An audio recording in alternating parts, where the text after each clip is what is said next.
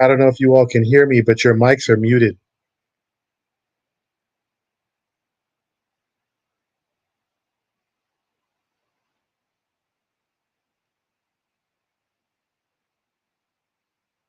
Plan of action, that's what I'm looking for, is real data in the forms of real people trying to do real things.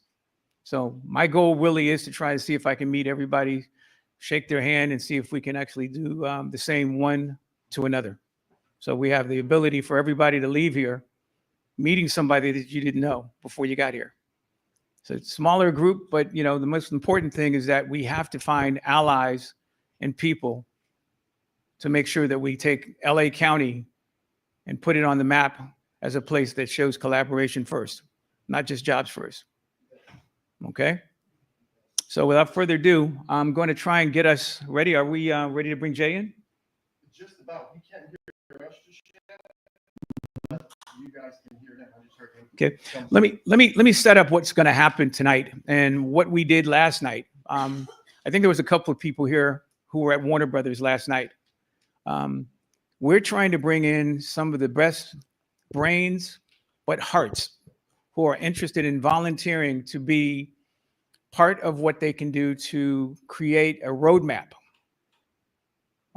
for all of us to be able to follow how we can get our communities, communities of youth, our communities of color, and in geographies. So we're called the geography. We're actually doing the geographical, and racial planning forms.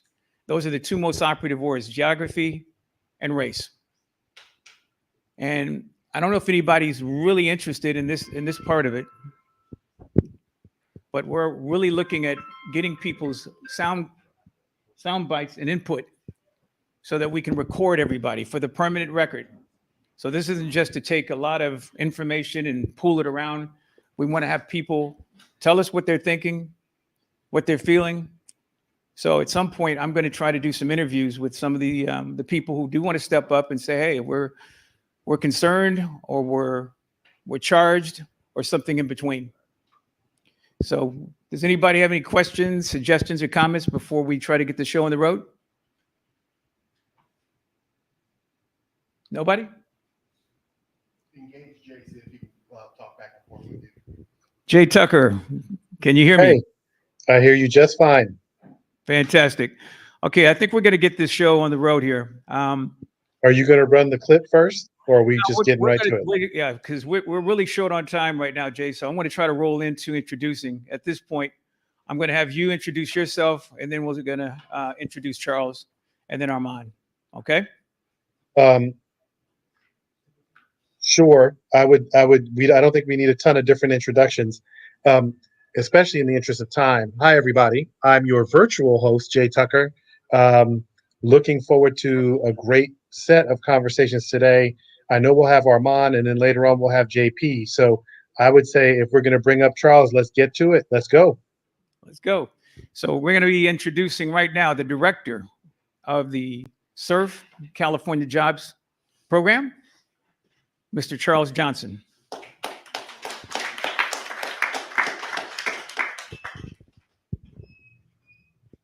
Put on my eyes first so I can make sure I see everything. There you go, sir. Okay, thanks.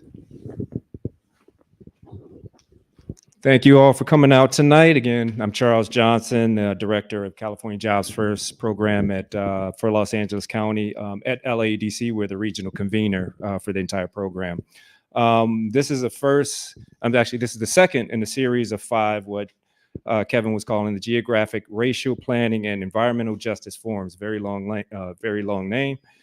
This was not an event planned by the state of California, but rather by your constituents here in Los Angeles County, who felt it was necessary for every race and ethnicity in LA County to have a voice about how racial issues regarding employment and the environment affect them and how they can potentially be resolved. California Jobs First was established to create livable wage jobs for people who've, quite frankly, been overlooked for way too long. I've been a resident of LA for about 30 years now, and I can tell you probably just like a lot of you guys here, you're tired of seeing unhoused people living in viaducts in makeshift tents, qualified older adults struggling to get respectable jobs, working professionals in their 30s depressed because they can't afford to buy a house, our veterans frustrated because they can't get entitlements for medical issues, arguably caused from protecting this nation. And since we're here on a college campus, high school and college graduates not having a clear career path after graduation. And we can't forget our indigenous people who are still having to fight for necessities like fresh water and electricity. It's just unacceptable. Obviously, I'm African American. I don't want to focus on my race's issues because it wouldn't be fair to the many other races out there that are in need. But my point is, we can all do better. And if we leverage regional partnerships, collaboration, as Kevin was speaking about,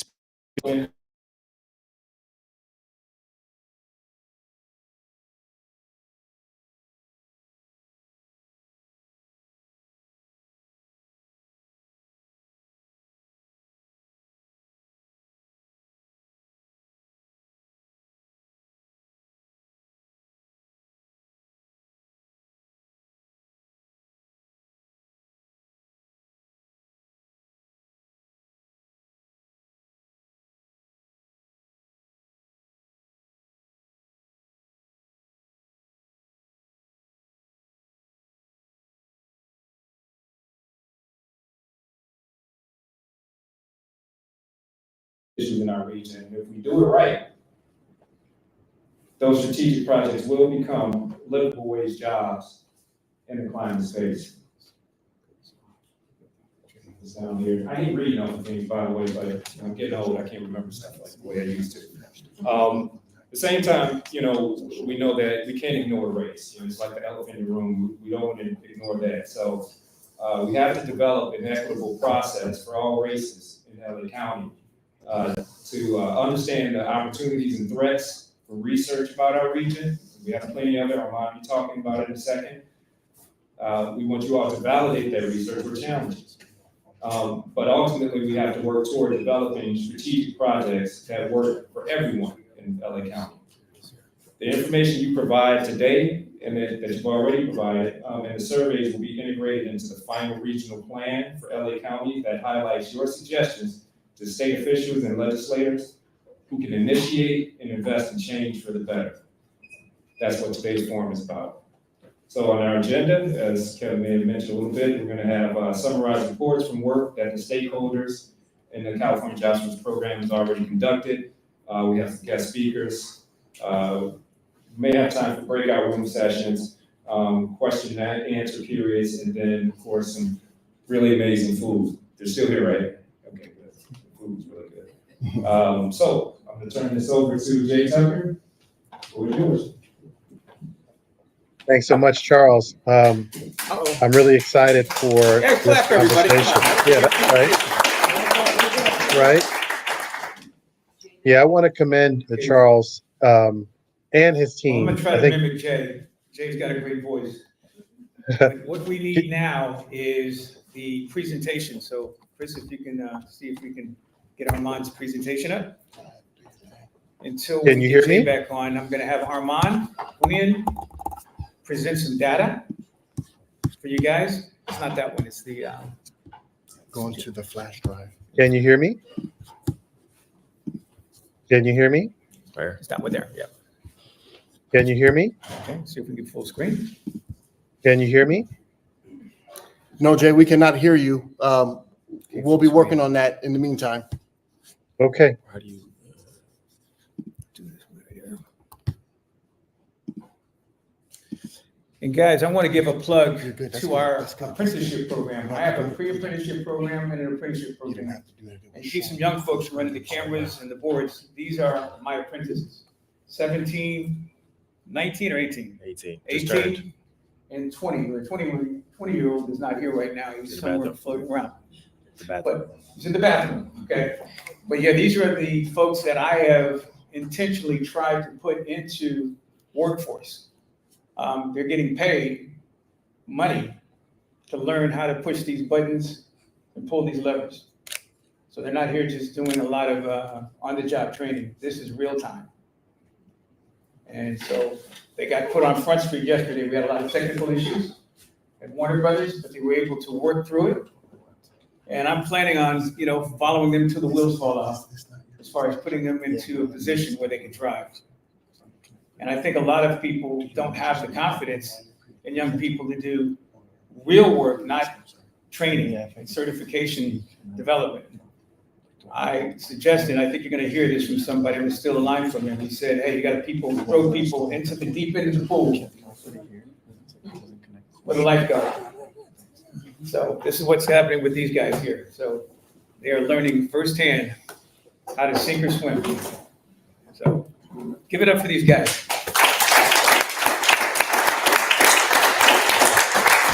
Okay, so I'm going to turn it over to Armand. Armand, if you can come up here and grab this mic and just tell us when to get to the next slide. Can I have one of these? Yeah. All right, cool. Thank you. Well, It's $1. hello, everybody.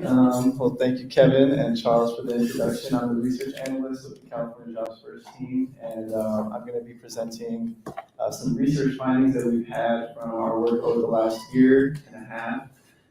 It's going to come from a few different sources, and so yeah, here's the presentation. Can I stand here so I can refer to them? Okay. Okay, great. Okay. All right, well, thank you, everybody. So yeah, we can go to the next slide. So yeah, we'll begin with the presentation agenda. There's 4 things that I'm going to be going over today. The first thing is a LA County overview, so what LA County even is, what all the data is referring to, what geographical area. The second thing is Regional Plan Part 1. This was a report that goes over socioeconomic conditions in LA County, labor market analysis, industry cluster analysis, and it ends with the strengths, weaknesses, opportunities, and threats analysis of LA County. The second source of data that we'll be referring to from our research is convening data. There was a series of convenings held by the Affinity Hub leads, for which Linda is one, and also Stella, one of our speakers, is one. They held convenings with community in LA County, and we'll be going over the details of what community said, community feedback. And then finally, survey data.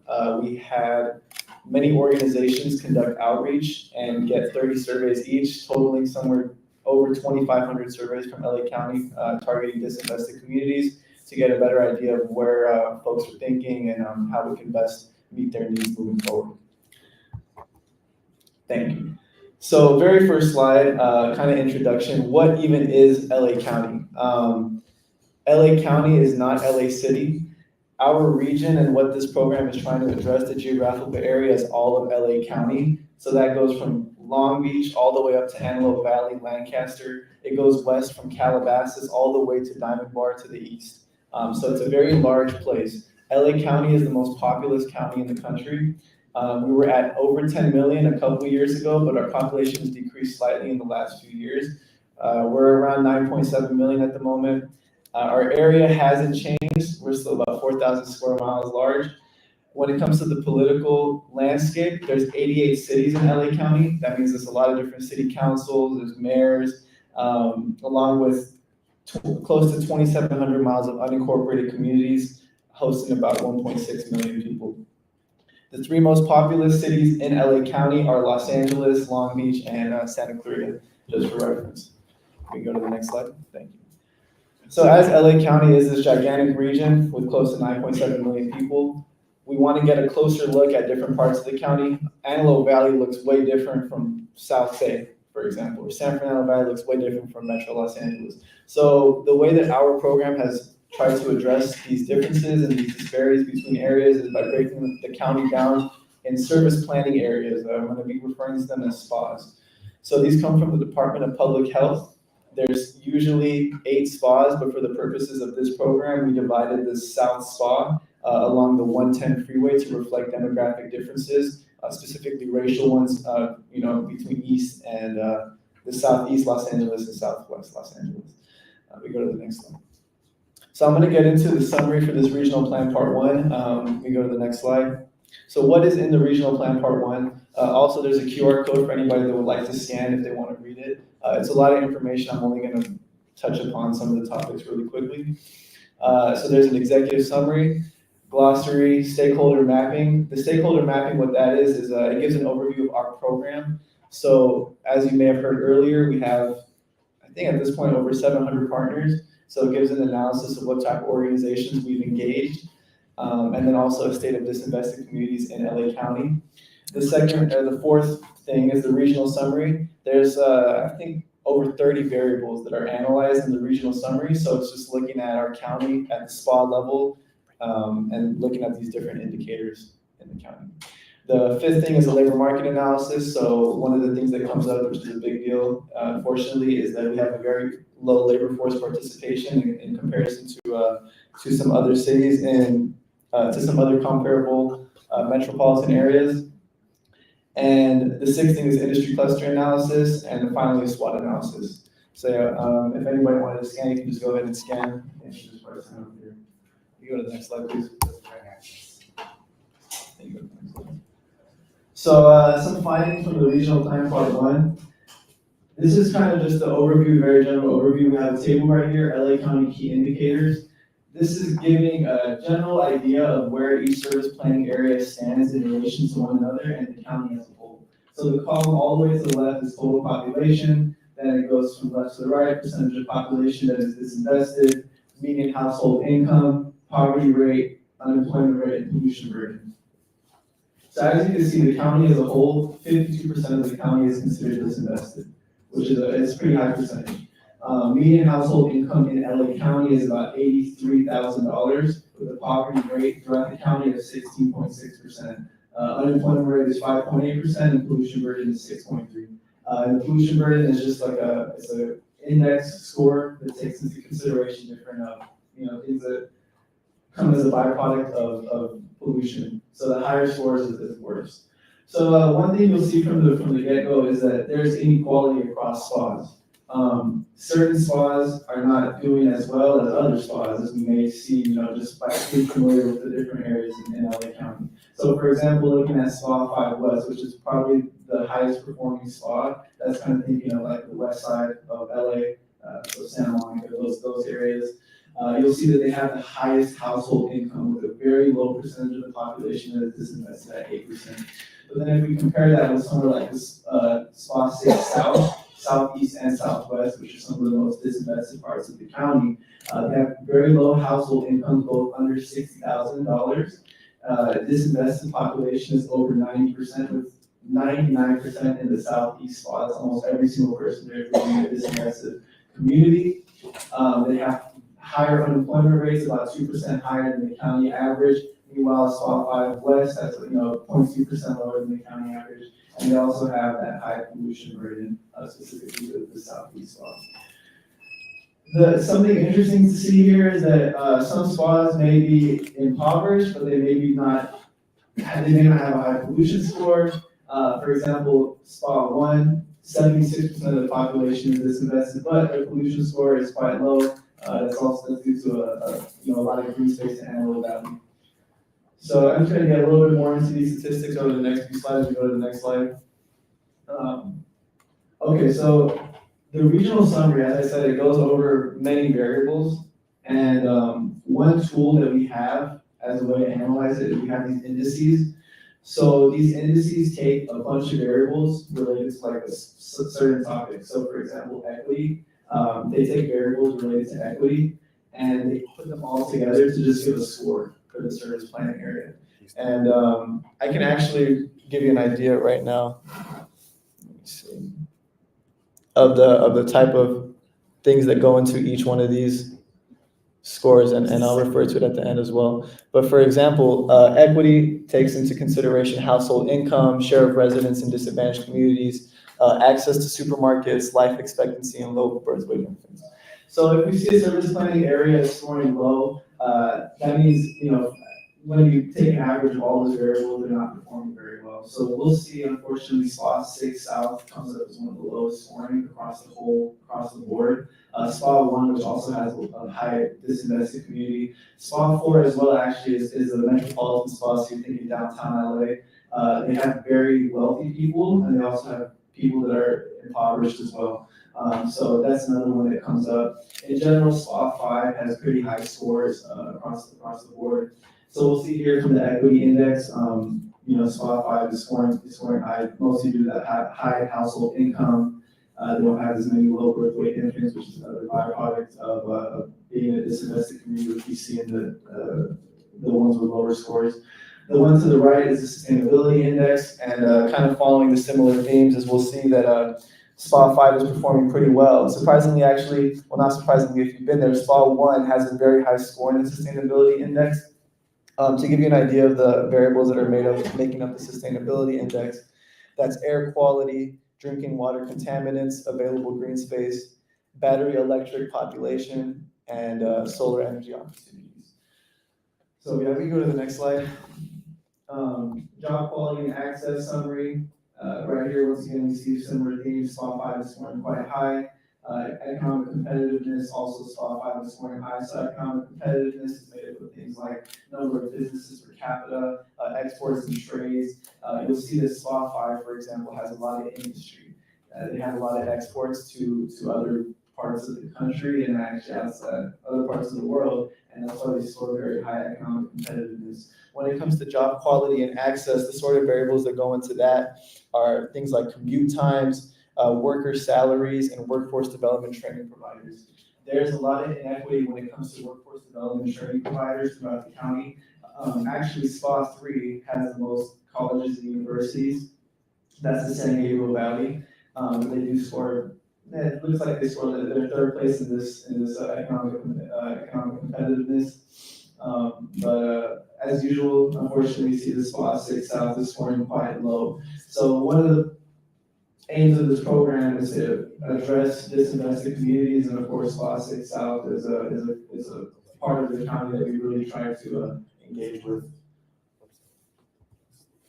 And then finally, we have the resilience index. And for the resilience index, we're thinking about things like household internet access, age of properties, environmental risks from flooding and fire, and social clubs per capita.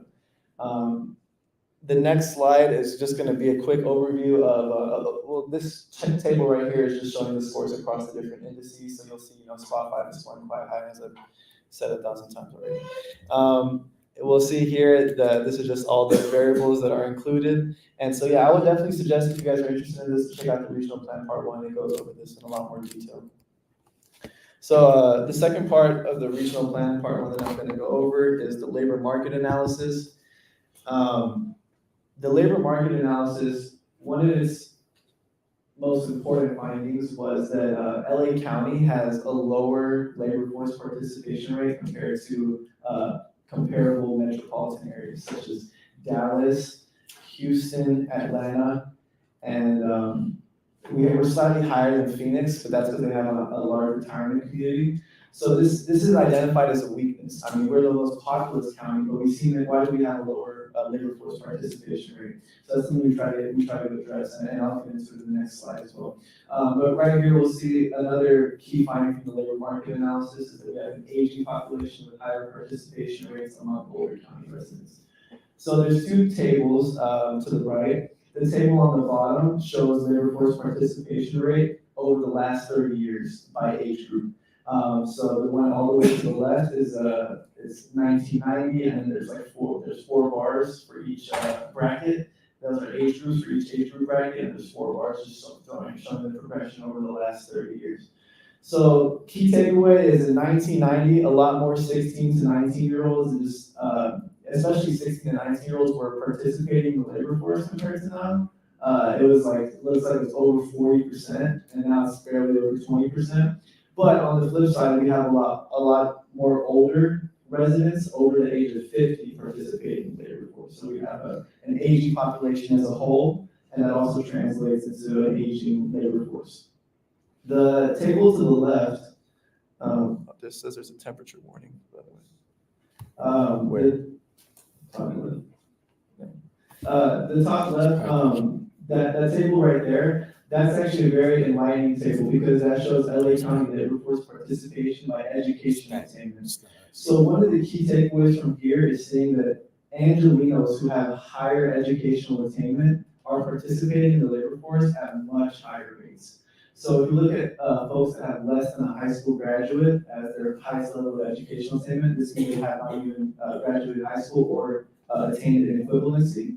They have a labor force participation rate of about 67%.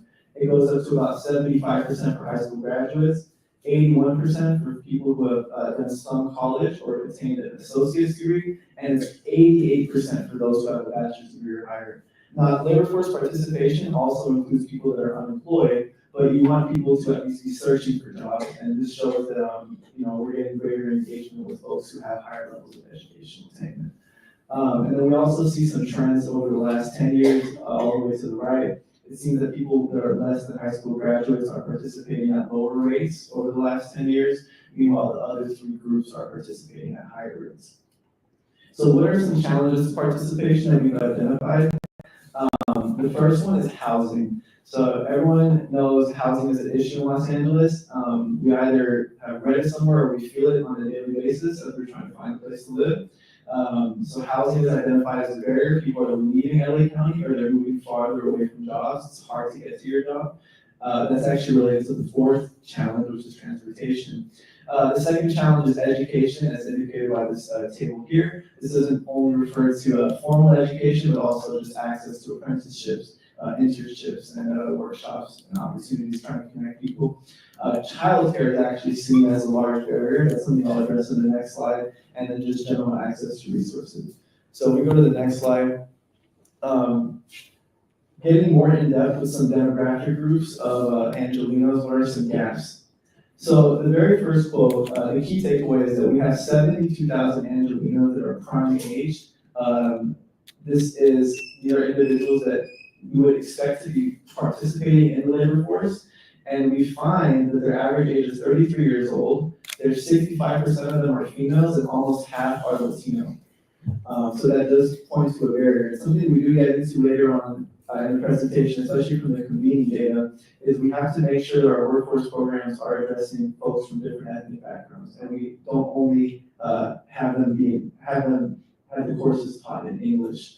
Make sure we have opportunities for people of different ethnic backgrounds to participate as well. The second, well, actually, and there's one more thing I would like to address. So it says 65% are females. One of the other findings of the research was that if you compare a man and a woman similar age without a child, their labor force participation rates are roughly the same. But if you compare a man with one child compared to a female with one child, you'll see that the labor force participation tends to vary a lot. And so the explanation for this, from the perspective of our analysis or our researchers, was that childcare is a barrier. So the female is often tasked with taking care of the kid, and that means that they have to stay at home and they can't participate in the labor force. The second data point is referring to individuals who have disabilities. Labor force participation is significantly lower among prime age and older adults who have a disability. But it does seem that people with disabilities experience a 14% participation increase post-pandemic. And then finally, the last quote that comes from the labor market analysis that we referenced here is referring to racial groups. So one of the key takeaways from this quote is that if you compare prime age college graduates, the participation is roughly 90% across all racial groups, Asian, Black, Latino, and white adults. However, if you look at different levels of educational attainment, specifically for those lacking a high school diploma, rates vary a lot by race. We see here that 74% in the Latino community participate if they have less than a high school diploma. But that drops all the way down to 48% for Black LA County residents who don't have a high school diploma. So if we eliminate educational attainment gaps, that could close a lot of gaps in labor force participation. Thanks. So the next section from the regional summary, or from the regional plan, is the industry cluster analysis. We identified 7 sectors as our priority sectors for this initiative. That means that a lot of the strategies and then later down the line projects are going to be centered around these sectors, though they could also be in other sectors. If we see the sectors that are addressed here, a lot of them are kind of traditional sectors of LA County, but they're also highlighted as key sectors because they have occupations that don't require traditional education in the sense of they don't really require bachelor's degrees. They have good paying positions that don't require bachelor's degrees. So I'm just going to speak quickly about each one, and then there's 7 of them. So transportation and logistics, we see scheduled passenger air transportation and freight transportation as growing industries within transportation and logistics that pay well. This includes occupations like being a flight attendant, truck drivers, freight agents, clerks, sales representatives that don't require bachelor's degrees. Just for reference, we have the busiest airport, one of the busiest airports in the world, LAX, and we also have the 2 largest ports in Northern America. We have the LA port and the Long Beach port. So both of these ports are transitioning to a carbon neutral, for everything that's going on, all the activities there. And we do have a regional concentration in transportation. Video production and distribution, this is another industry that pays a great wage with many positions that don't require a 4-year degree. This is LA's most concentrated industry. This is, in Hollywood, this is what's captured by video production and distribution. They're currently trying to revitalize the industry, but it's still our most concentrated industry, and it does pay a good wage.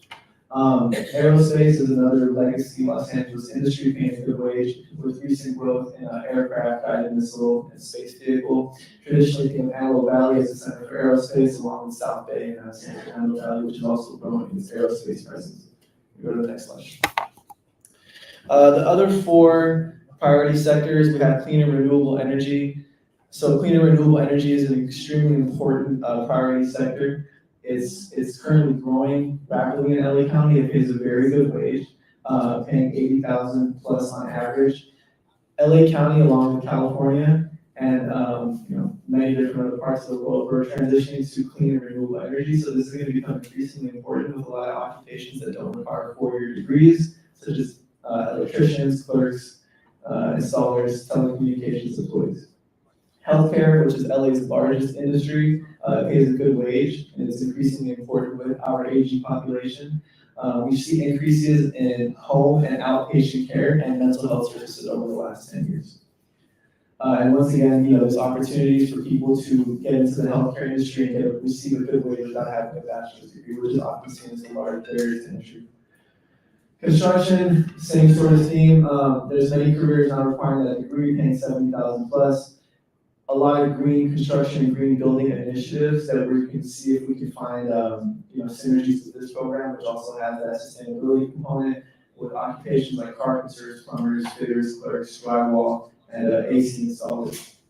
And then finally, the last industry, which is biosciences, which actually kind of suffers from a bit of an image issue because people think biosciences, they think PhD, they think everyone's in the lab and it's like really sophisticated, crazy stuff. And they are doing sophisticated, crazy stuff, but you don't need a PhD. Actually, many of the positions do not require a 4-year degree at all, such as the technicians, operators, manufacturing, and testers. So these are careers in pharmaceutical, surgical, medical, medicinal, and botanical manufacturing, and they don't require 4-year degrees. We just got to see if we can get people connected with these industries. Go to the next one. So here's a general SWOT. I'm not going to really go into it right now, but check out kind of gone over strengths, weaknesses, opportunities, and threats of LA County. So yeah, just going to quickly touch upon the convening data. You can go to the next slide. So we had our affinity hub leads. Kevin kind of explained it earlier. We had these 12 affinity hub leads. We held over 50 convenings to gather feedback or strategies in our region related to the different topics that we try to address with our program. They were representing 12 thematic areas in LA County, and so those 12 are right there. Youth, families, sustainability, underemployed adults, labor workers, immigrants, institutional and governance, academia, civic engagement and place-based coalition, economic development, employers and businesses, and finally homeless, veterans, and seniors. So some of the challenges that they identified is there are some economic and social barriers to people in LA County when it comes to participating in the economy or even entrepreneurship.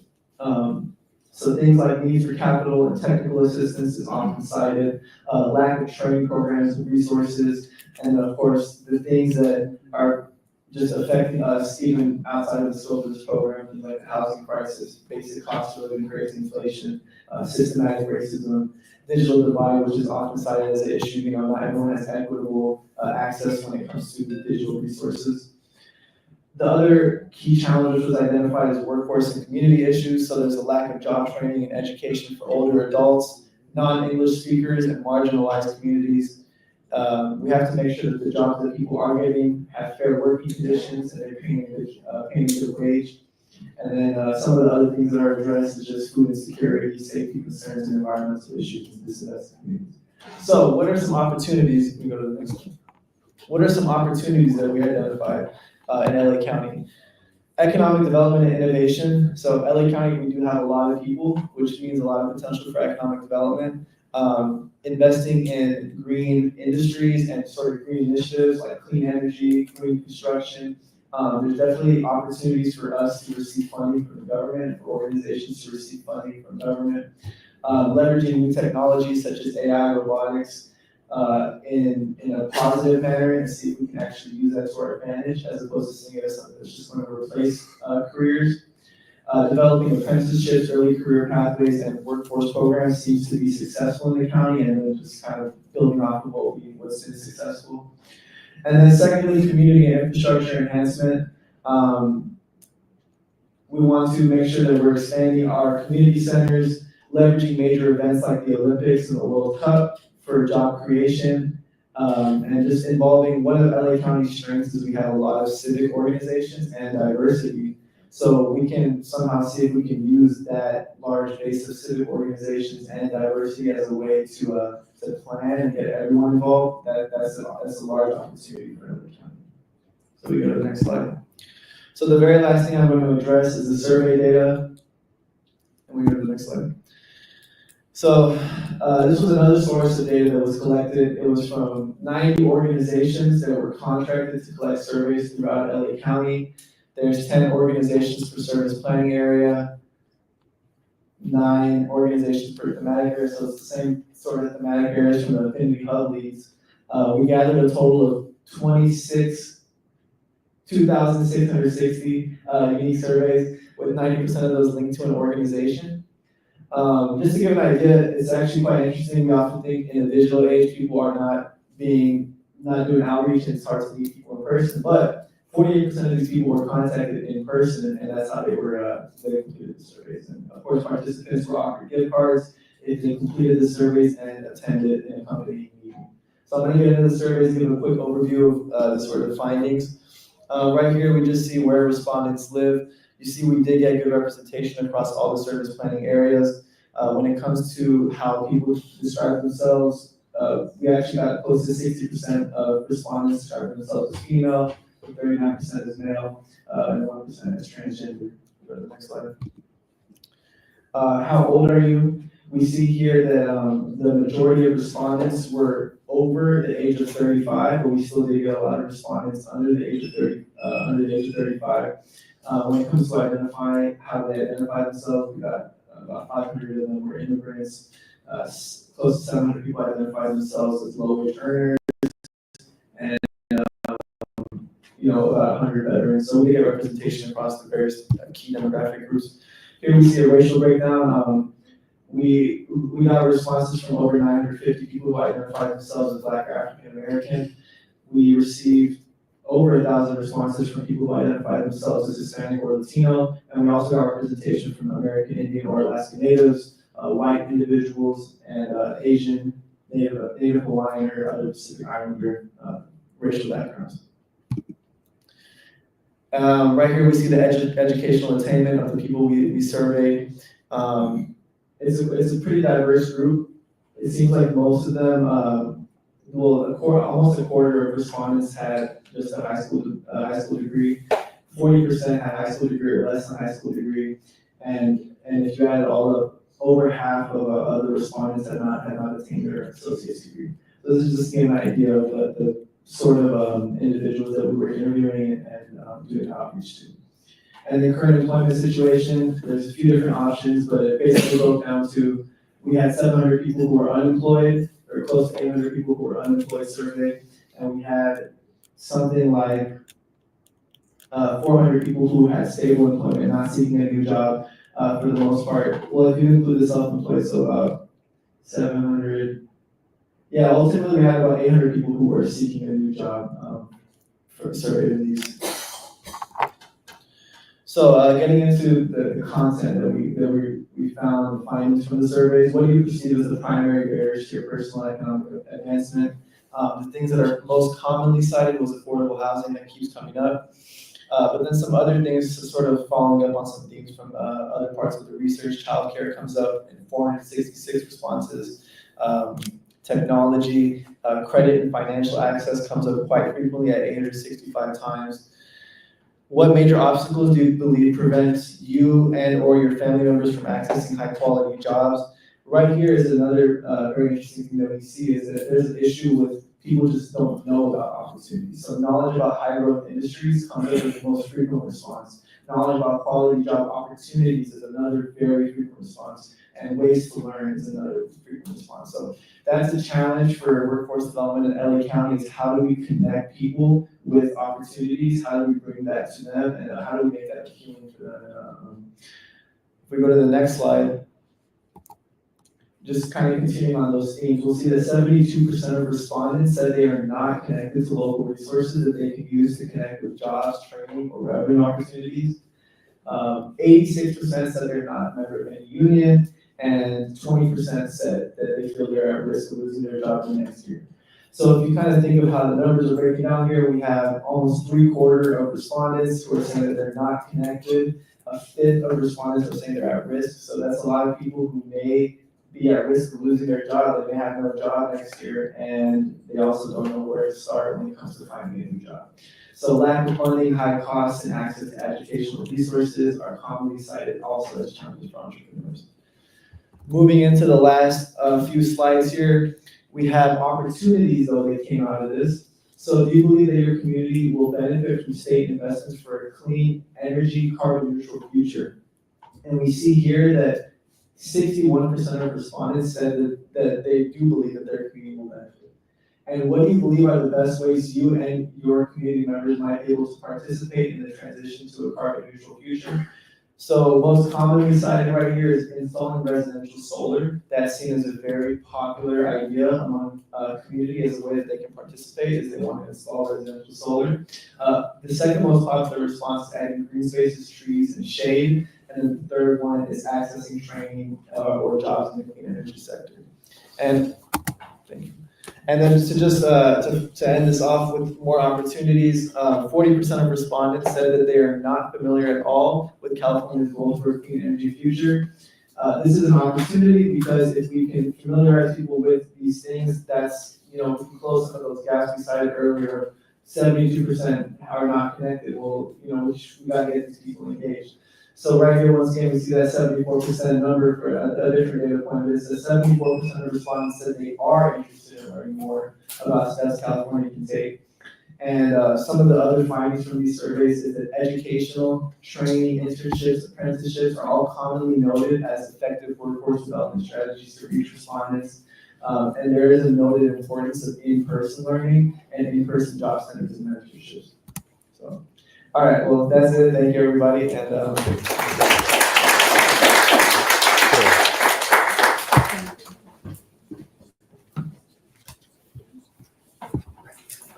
Can you hear me now?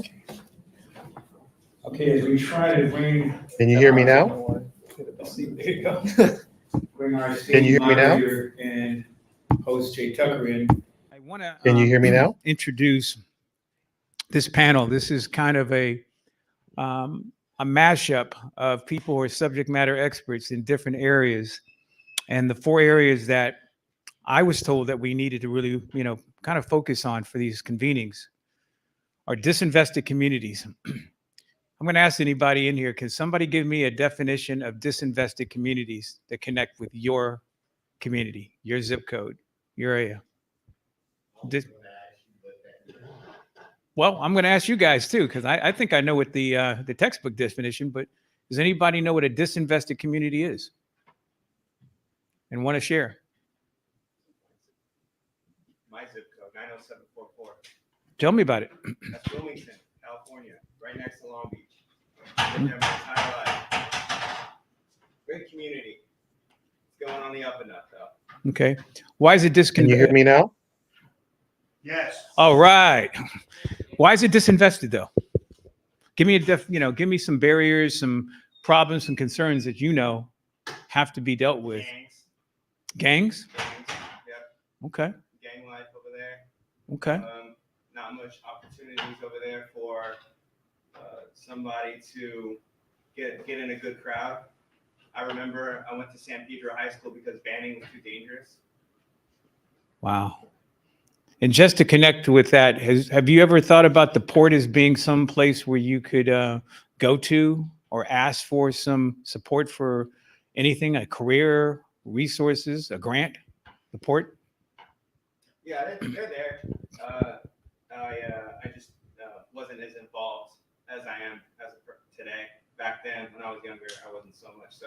But thankfully, I have great people like one of the panelists today, JP, is going to talk about that's now I feel in a better position to help people in 90744 and other zip codes nearby. Nice, nice. Somebody else raised their hand? Well, JP, we'll get to you, man. Come on. All right, yeah, sir. What's your name? Can you speak up just a little louder? Deontay, and tell me who you are and why you're here today.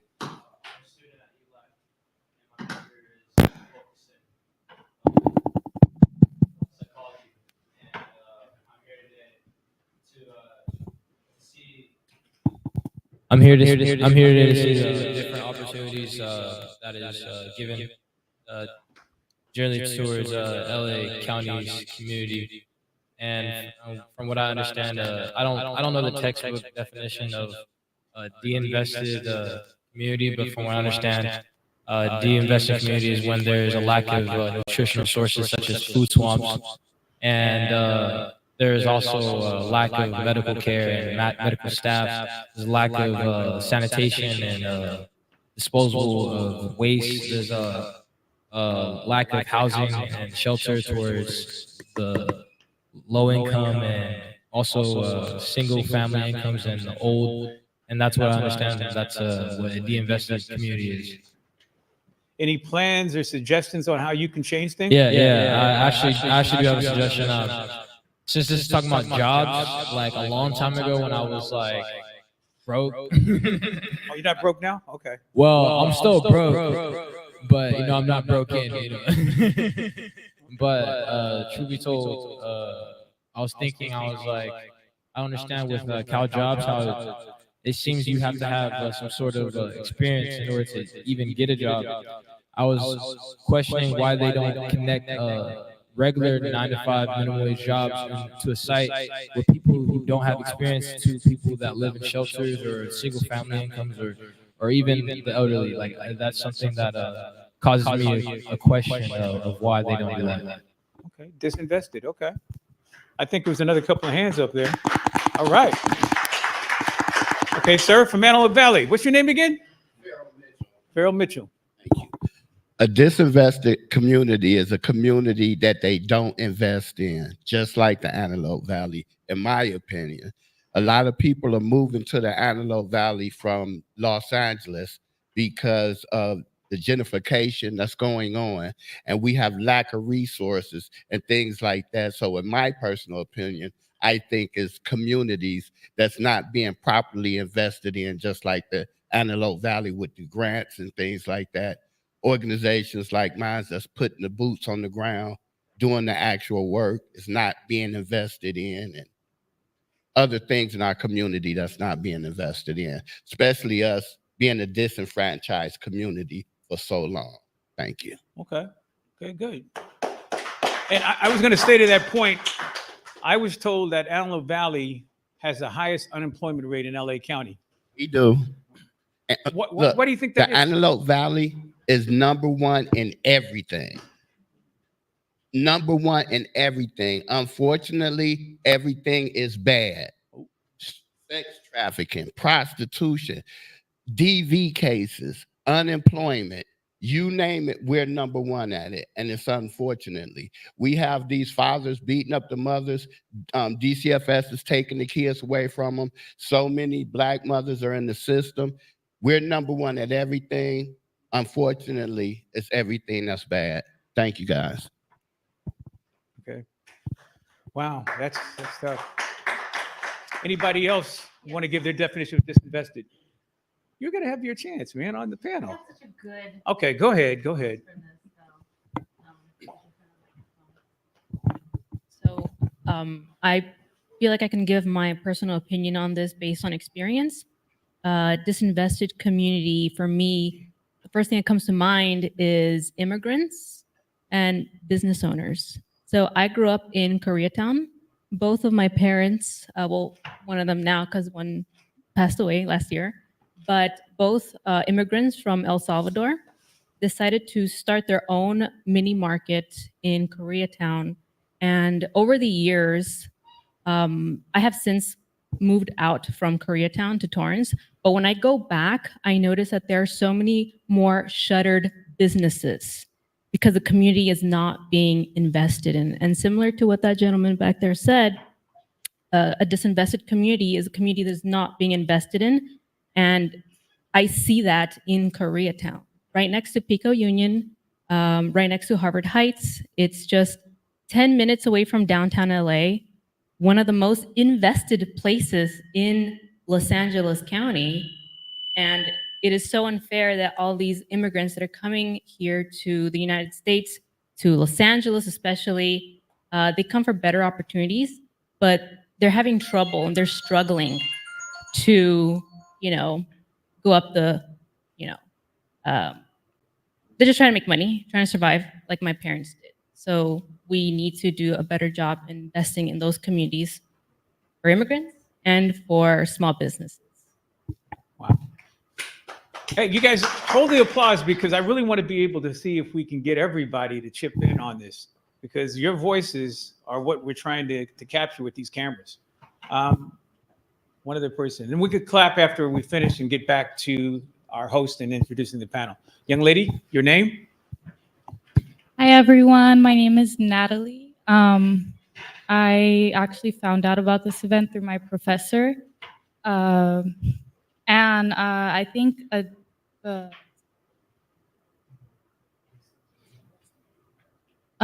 disinvented community to me, where I'm from Wilmington, Long Beach area. So it's a little far of a drive for me. I noticed that, like my parents, like a lot of first generation immigrants come here looking for better opportunities. And where I'm from, the Port of Los Angeles is like, I guess, like it, sorry, the Port of Los Angeles should have like more job opportunities for like minorities that come, but not a lot of people who speak English really have like the opportunity for like jobs and stuff. And I feel like just providing more people with equal opportunity due to like a language barrier would help a lot. Because there is a lot of job opportunities, but people aren't really aware of them because of that language barrier. And yeah, that's what I wanted to say. Okay, great. Hold the applause. Anybody else? I mean, be brave. Okay, you two. Start with the young lady there.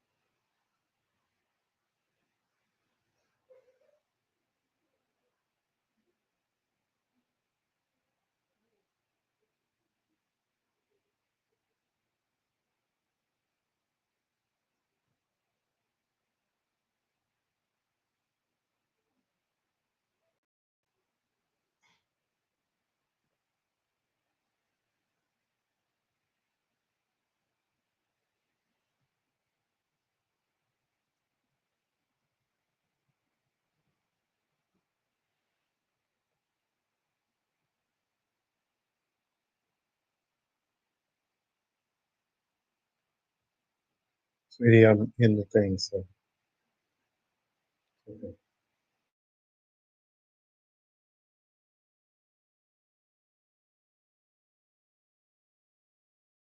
I also just finished my geography urban analysis major for the undergraduate major here at Cal State LA. One thing I noticed that is in geography, we only have I think last year only 6 students graduated.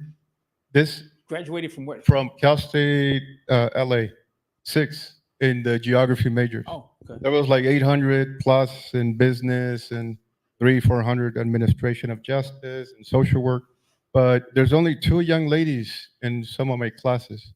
And the title of this forum is Geographic and Racial Planning Forum. And the reason I went into this major is because one, I didn't even know about the major until I took one cultural geography class here at East LA College, and one of the professors inspired me as one of my all-time favorite classes. But also I noticed that in a sense it's somewhat of a I don't know if it's the right term to use, institutionalized racism, where it's mainly Caucasians that are going to the geography majors. A lot of these young students, I noticed that they've never gotten out of these neighborhoods like East LA College. They never, usually the people that go into those majors that do all the planning, the city planning, and the geography majors, ecology, are mainly people that get to go on field trips out in the mountains and in the wilderness and get to see that. So that's one thing I know. I mean, I grew up here. I'm a veteran too. I'm a combat veteran, and I grew up here Service. in Southeast LA here in Huntington Park. And after I moved to Lakewood, it's a huge difference. Even the utilities are cheaper over there. In cities like Huntington Park and Southgate, the utilities are way off the hook. They're like really expensive. But over there, people go to their town hall meetings. They actually get informed. Like, you know what? As soon as they start doing anything fishy, they fight against that. And also, as a veteran, I noticed like in the Vietnam War, a lot of veterans were getting sent. Minority veterans were getting sent to fight in a country that they didn't even know where it was in the map to begin with. So it's almost as if the government kind of keeps you dumbed down. So you don't know exactly what's going on. So you don't know anything about geopolitics or what's going on in the world. So yeah, that's one thing I've noticed in my community. So. Okay. So anybody else before we go to Jay? Yeah, one more person.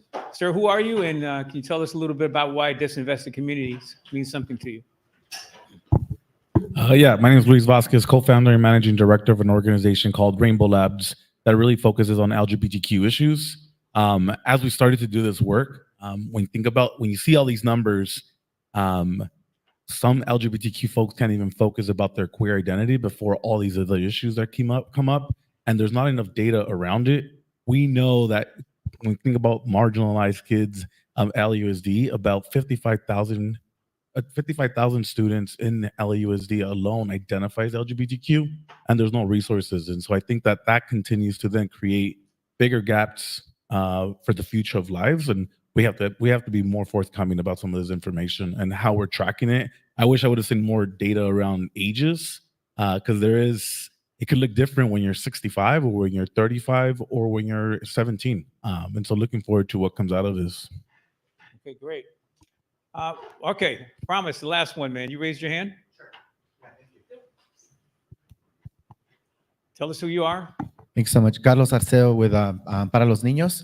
So I think when I think about this, I may repeat what some folks said, but when I think about this investment, it removes the responsibility from us as individuals and says it's systems, it's institutions, it's government who has not invested in our communities, which I think has to be really important in this conversation, particularly when I see some of the data that was shared around bias and discrimination. I think to your point, we need to dig deeper into what that is, because I think what I'm seeing in terms of data is what we need to do and what our communities need to do to better meet the need, instead of hearing what the industries and the government and these institutions need to do to meet the need instead.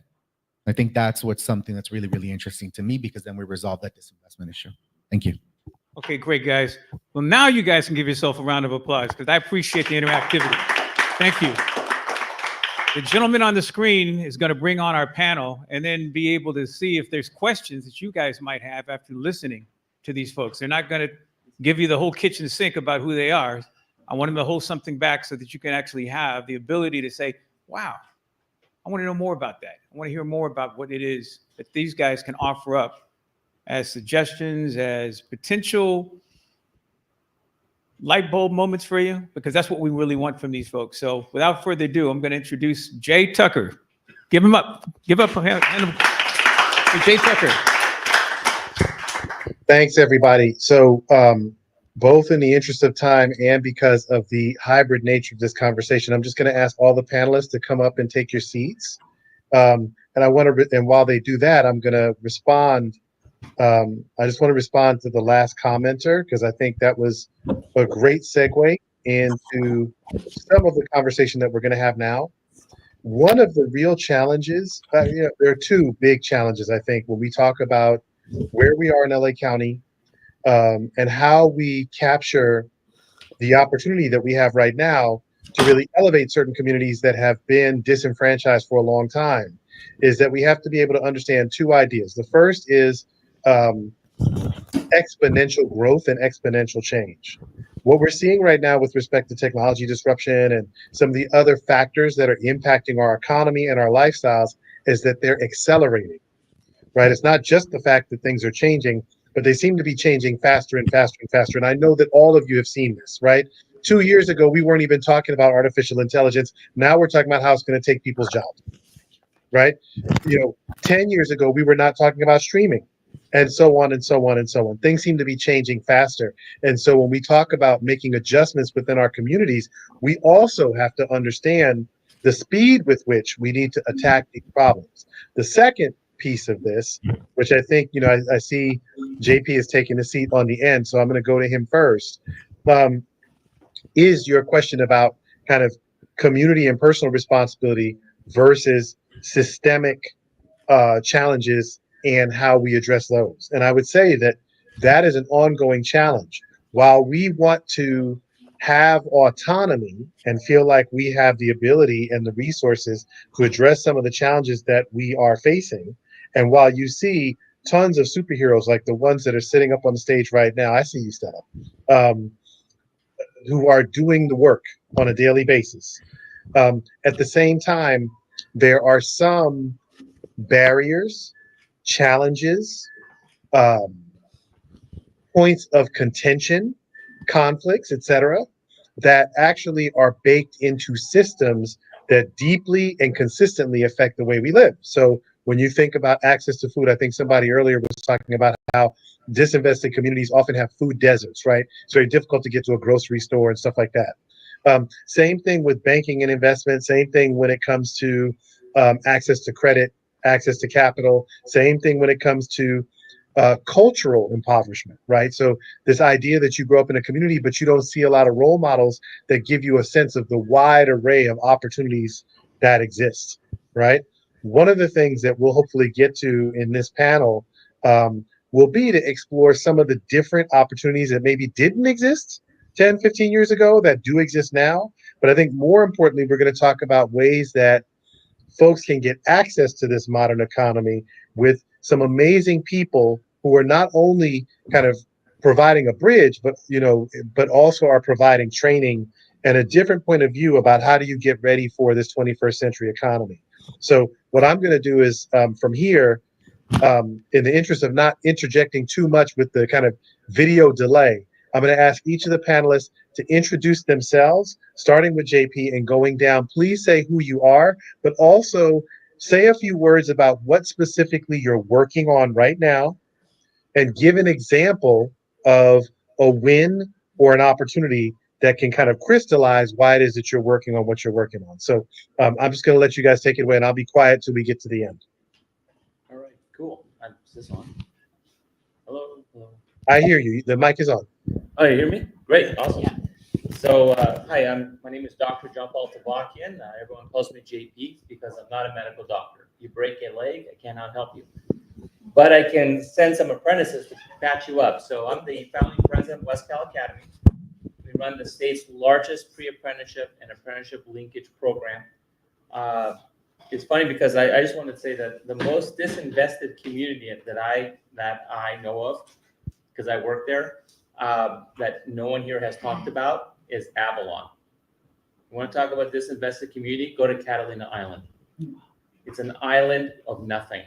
The only thing there is hospitality. And you want to talk about pollution? The entire island is powered by diesel generators and a few propane generators, and that's it. And so talk about pollution, it looks pretty, but it's really not. So what are the areas of what we're working on is bringing in, we're going to talk about it today, pre-apprenticeship and apprenticeship programs to communities that have been disregarded for too long. So for example, Justice Impacted and At Promise Youth, we run the largest apprenticeship training programs for all of LA County probation halls and camps. We work in partnership with the California Department of Rehabilitation and also the new LA County Department of Youth Development. In terms of students with silent disabilities, many of our students who've gone through our program who are disabled are making six figures in advanced manufacturing. And one of the thing that we work on every day is to break the stereotype that someone can't do something just because they're born in a certain situation. That's a bunch of BS. To have a counselor tell a student that because you're disabled, the only thing you can do is stuff bags at a grocery store is ridiculous. Now, there's nothing wrong with stuffing bags at a grocery store. All work is honorable, as long as it's legal and ethical, you know. But what if you're presented with an opportunity that you didn't think about before, and now you're making $100,000, $200,000 a year? And that's the world of apprenticeship. So I'll pass it on now to Sterlina. Hey, what's up? Yeah. Thank you. Hello, everyone. My name is Sterlina Cerritos, and I am the Director of Business Development for West Cal Academy. I was previously the Director of Public Relations. So I'm wearing a little, some hats, taking them off, putting some new ones on. But to answer Jay's question about what I'm doing now is currently in West Cal, a lot of outreach. We have had our program run at the LA County Probation Halls and Camps, specifically at the Dorothy F. Kirby Center in Commerce. And we currently have one at the Barry J. Nydor facility in Sylmar. And my experience in life, it impacts a lot of what I do in West Cal. I draw from my experiences in order to resonate with the young ladies and young men as well at these facilities. I was kicked out of high school when I was 15. It may not look it now, but I was a big troublemaker. I actually had to go to a continuation school to get my GED. And as I was in the process of getting my GED, my father... No worries. Difficulties, it happens. Oh, thank you. All right. Yeah, so as I was in the process of getting my GED, my father went to prison. I had to drop out of getting my GED to help my mother out in our mini market that I mentioned earlier in Koreatown. I went through all of these obstacles, and that's just the very tip of the iceberg. I had to overcome so many challenges in life. And so when I go into the probation halls and camps, and I'm face to face with a lot of young people that face similar challenges to what I faced, I want to serve as a role model to them. Earlier, I had someone tell me, I don't like the term role model, like a life model. And I agree with that. I want these young people to know that there are opportunities for them out there.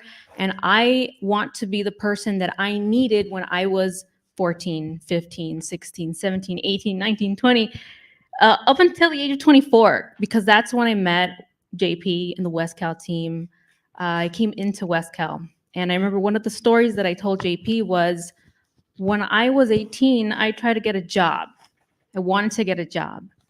I went to Jamba Juice and I said, I want to work here. I think I have the image. I have a lot of energy. I love smoothies. Yeah, let's do it.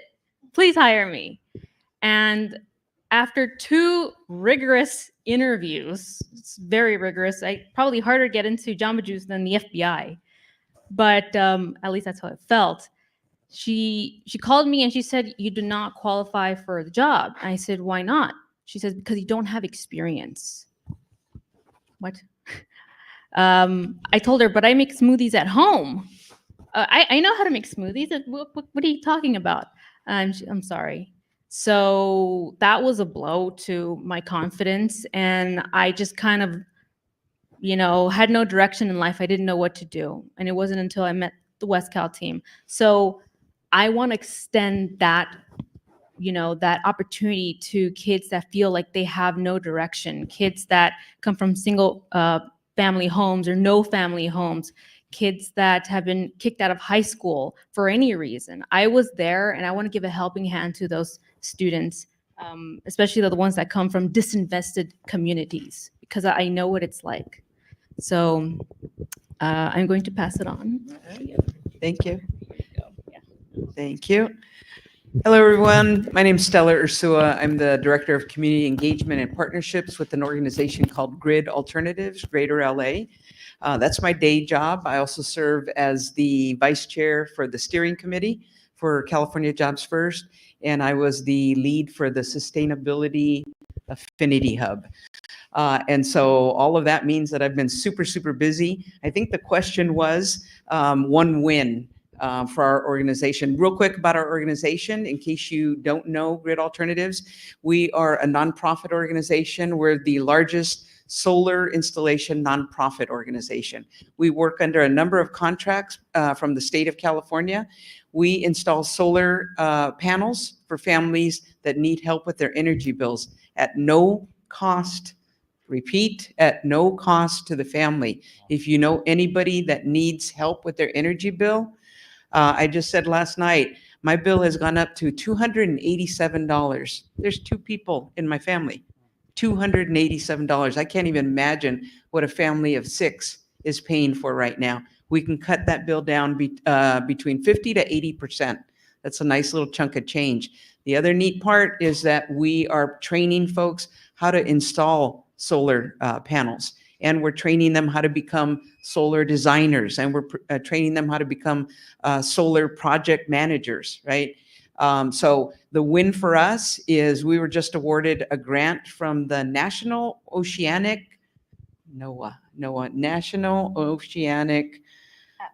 Atmospheric something. Yeah. Anyways, we want a grant to start a new training facility over in Long Beach. And so we'll be working on that for the rest of the year because we are located very close to here, just off of Washington Boulevard, just the west of Commerce.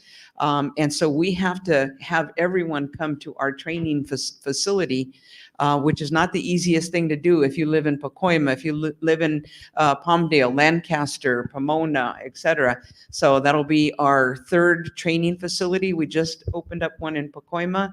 So that's a big win for us, so we can provide more equitable access to training and development. Thank you. Good afternoon, everyone. My name is Oscar Aguayo, and I am one of the co-founders and president of Conexión. Conexión is a 501c3 organization. We are located in South Central Los Angeles, more on the historical side, but also on the Florence Firestone.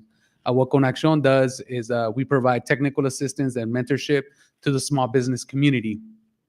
We also have several programs.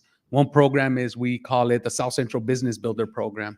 It's a business accelerator program, and people who qualify for this program is people who have skills in the community. We have a lot of talent in the community, have skills. They've been working in places, but somehow they want to be able to start their business, but they don't know how. They don't know what's the roadmap for it, and education is a big issue. So this program is a perfect program for them to be able to come in, teach them the roadmap, hands-on training, and then at the end of the course, they're able to launch their business. And I'll talk more about some of those success stories. And now we're in the high schools. And the high schools is very important to us because it's about teaching the youth about entrepreneurship, but not only about entrepreneurship, having an entrepreneurial mindset, because the landscape for the job industry and everywhere that you're going is changing. and you got to be able to think and solve problems on the fly. And we see that it's a very big need. There's a lot of high school students that are dropping out, right? And we need to be able to provide them different opportunities for them not to drop out. Eventually, hopefully, they can get inspired on some type of marketing, management, accounting, in other areas, right? Even design, engineering. Where is those little key areas that they can get inspired and say, you know what, I'm gonna graduate, I'm gonna go to that community college, or I'm gonna go to a trade job to learn this, and then I'm gonna start my business, right? So that's very important. So that's another accelerator program that we have for the high school students. And a lot of the work that we do is, work with the mom and pop historical small businesses. We work with a lot of startups. I get a lot of people from the community that come to us and tells us, how can we develop a corporation, right? Can you talk to us about how to be loan ready and things like that? I want to say a success win for us was a participant that was 19 years old. She was going to the University of Arizona, and she was going into social media. She was going to go into technology. Part of our cohort, what we do is we make sure that we purchase it for you, your corporate documents. Okay, we get you your branding kit, we get your website. We also do, we give you $500 to open up your business bank account, because, opening up a business bank account and having a personal bank account needs to be completely separate. And also provide them as much mentorship as possible. I remember when she got her corporate documents and she's like, take a picture, I'm finally a business owner. And for us as an organization, that's what we love to do. Right, we got to give them opportunities. We got to be able to give them hope. All right, so that's one thing. I also noticed that I canvass a lot of the community, Florence, Firestone, in South Central Los Angeles. I go into small businesses in there, okay, and I'm there offering them services at no cost, whether it's helping you out with your accounting system, your POS system. There's through community partners, we're able to provide you access to capital. If you need help with marketing, we're connected with USC students from graduate student, undergrads. We can bring in students to help you out in area. We can, students need sometimes a hands-on experience. Connecting you with a small business, it's a win-win, right, for the small business and for the students, right? But as I walk out the business, they're not interested. They're like, you can see sometimes there's no hope. And when we talk about uninvested communities, those are the type of uninvested community that they look at you and it's like what? You've been surveying us, right? You just pop up here and then you never come back. Is this the government coming in here? Everybody better hide, because all they hear is here to tax us. So they're scared. They're super over already surveyed, and that's a big issue. We have to think about when we go into these communities to do outreach and invest into them. Okay, we got to invest 3 times that amount in underserved communities. It's easy to go to the west side and invest 1 time. But when you go into underserved communities, there's a lot more investment that you need to do. But I will talk more about this. But I guess that would be my intro. Thanks to all of you. What an amazing group, right? So one of the things, Oscar, that you started just now, in the way you described what you did, what you have been doing, what your organization's doing, and investing in small business owners and helping them figure out how to solve some of these problems, is this idea that for us to take action, you need to have a theory of the case, right? You need to believe, you have to identify what it is, what the challenge or the obstacle is that we need to address in order to unlock the potential of these communities, right? I'd love it if you all could each talk a little bit more about specifically, what you saw as the opportunity and why you shaped your organizations and your strategies the way you did. JP, would you mind sharing mine? Oh, yeah. That one seems to be good. I'll take it off your hands. No, this is the one that works. Testing. Oh, no, never mind. Yeah, go. Wait, we have disinvested microphones now? Disinvest. And we're working on that too. Wow. Okay. So why our organization came to being? Is that the question? What was the theory of the case, right? What did you see as the thing that was wrong that you were trying to fix? And then why did you design your organization to do things the way you have them done? So you want me to answer this as JP, right? This is not a G-rated conversation. I'm giving fair warning. I will tell you that we Okay. can debate, discuss, etc. I'm sure the folks here are trying to learn, so Okay. let it rip. So most people are stupid. I'm sorry. And most people in academia are stupid. And I'm a doctor of education, and I'm a doctor twice. I'm a high school dropout. And sorry, Sterling, I got kicked out of 2 high schools. Yes, it is. This is also my fiance too. For the record, we work together, and this whole company, and so the issue that where I come from. So as a high school dropout, and I say because I wanted to show the people I talk with that I was a kid. I was a kid that I pulled pranks in school. I blew up lockers with M80s. I did a lot of things. No one died, don't worry. But I got kicked out of high school, 2 of them. And I was 15 years old. And I went to, my dad was a college professor at LA Trade Tech. Go Beavers. That's our mascot. And my dad said, get out of here. Go follow your dreams. Take the exit exam. Go to community college because you're wasting your time. I was like, okay. And I was a straight A student and I got kicked out of 2 high schools. So I had a really high GPA. And I wanted to become a political chef. Don't ask. You're 15 years old. What the heck? So I went to cooking academy at LA Trade Tech College. I went into the political field at the same time. I became a limousine driver. I did a lot of things. And what saved me was having the mentorship support to kick me in the butt and to say, look, what you need to do is get hands-on work experience, figure out what you love, what is your passion, and focus on that, and the money will come.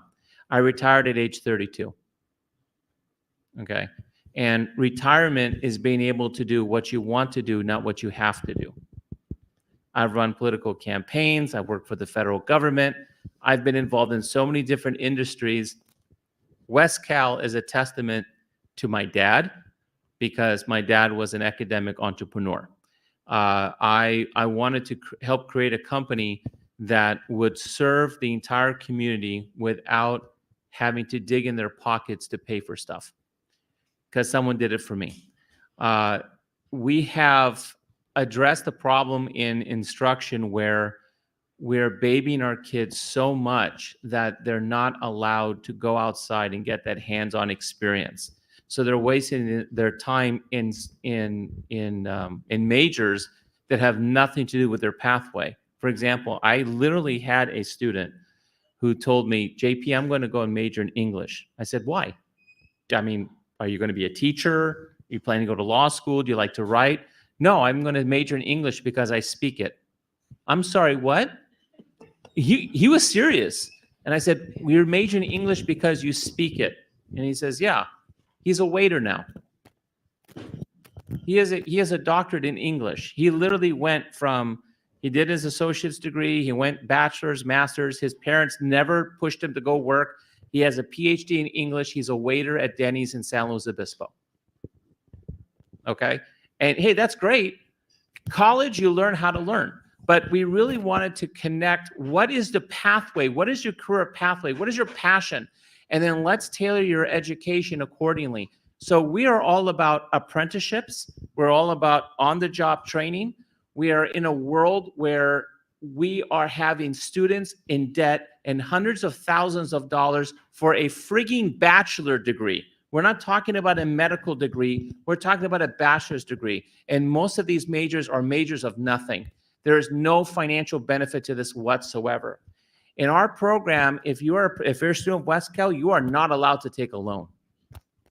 I don't care who you are. I will kick your butt from here to kingdom come. You're not allowed to take a loan. For 10 years, we have placed over 5,000 students in gainful employment, not at a living wage, but at thriving wages. 5,000 students. We're the largest provider of vocational instruction for all of LA County probation halls and camps. We run all across the state of California in every single industry you can think of, and we are major disruptors.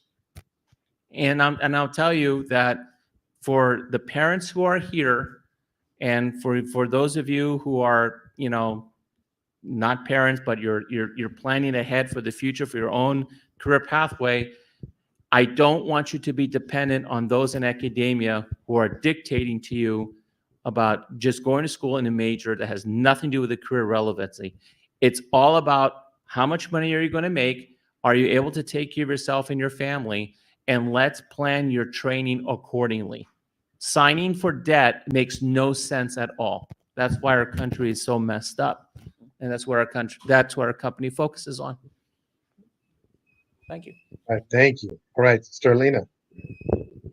My dear. I'm very much in the moment. So can you please repeat the question once more? So the question is, what is your theory of the case? What's the opportunity or the challenge that you see that your organization is addressing?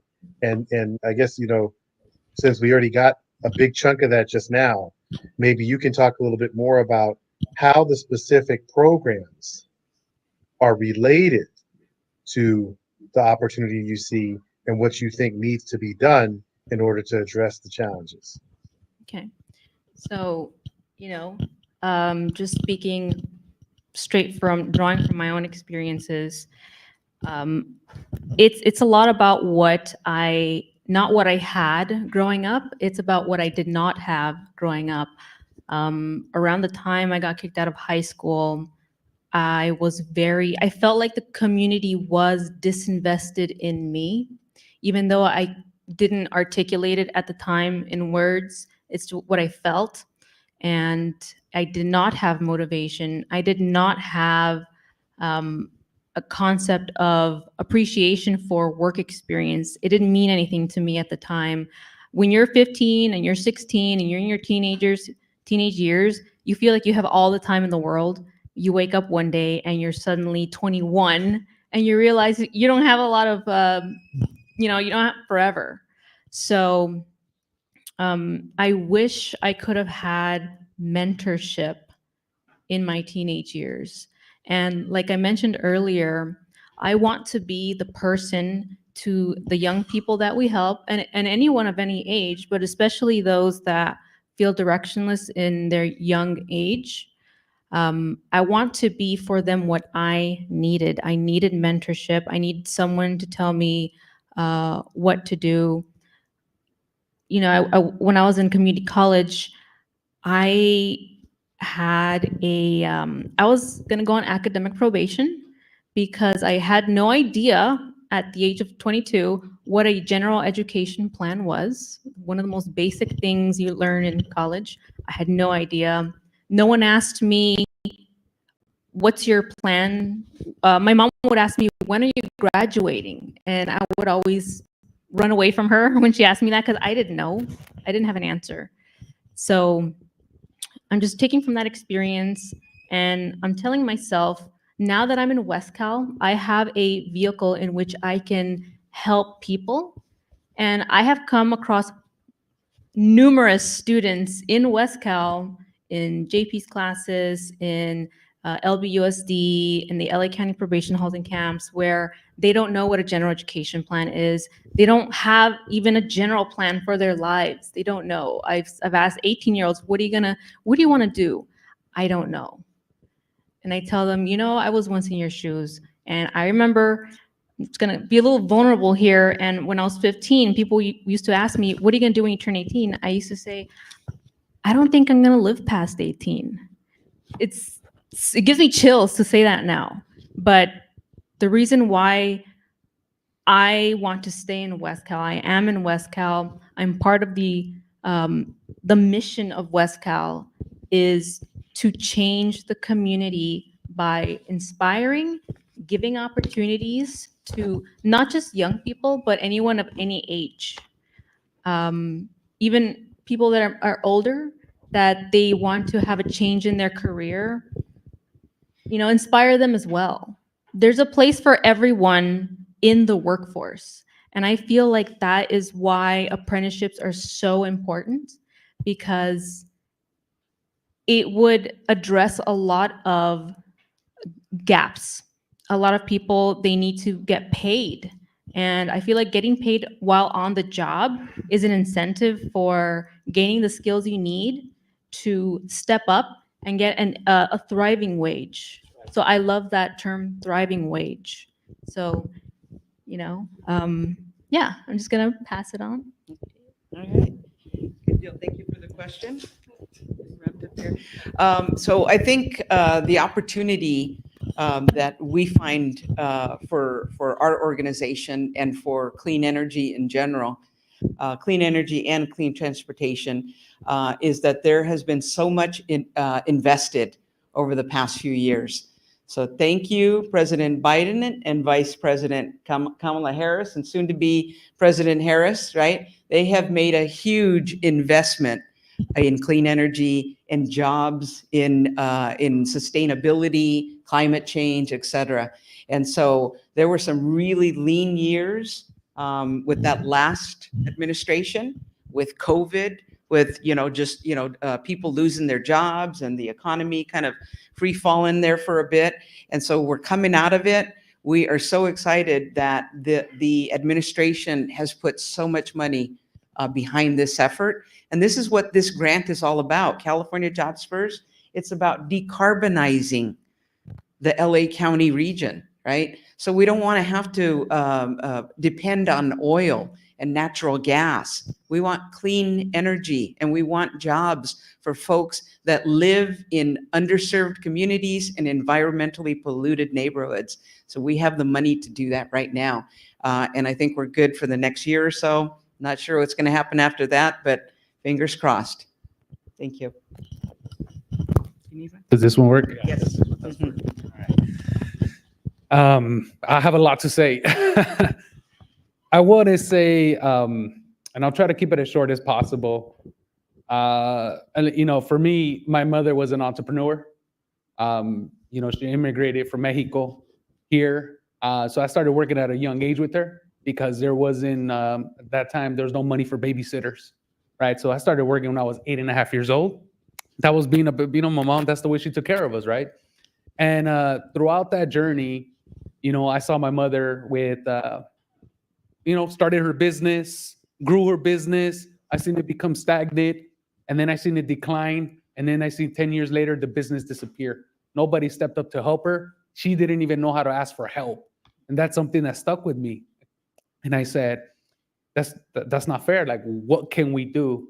Really, we didn't know what to do, right? So that was one of the areas, my first start of why I wanted to go into entrepreneurship and figure out a way, hey, how did this happen to my mom's business? This was like our bread and butter, how she took care of us, right? So it's things just started connecting. I'm just like a lot of the students here. I'm part of the system of the educational system, going to community college. I went to Valley College and I went to Mission College. I graduated from Mission College and I transferred to Cal State Los Angeles.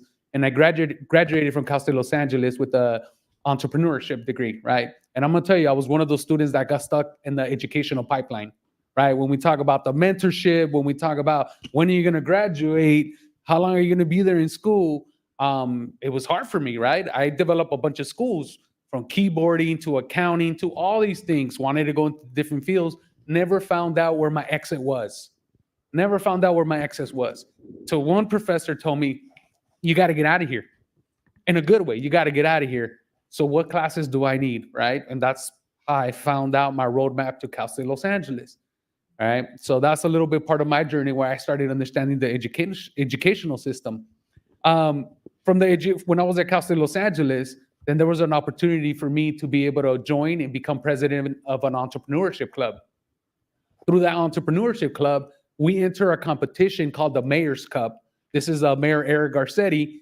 Back in 2016, it was a competition to solve issues in your communities. 5 of those issues: homelessness, small business, another one was affordable housing, sanitation. Well, my area was small business. That's the area. So my team and I decided to go, you know what, we're gonna compete. We're gonna compete in this program. And because we're the entrepreneurship club, right? Let's get in here. Well, we're competing with about over 140 schools. Okay, and these are all universities. We were the only state school competing. Somehow, some way, we would go to USC. I'll tell you, we'll go to USC and we'll go in Casa de Ley. We don't have no uniform. We just come like we just went to school.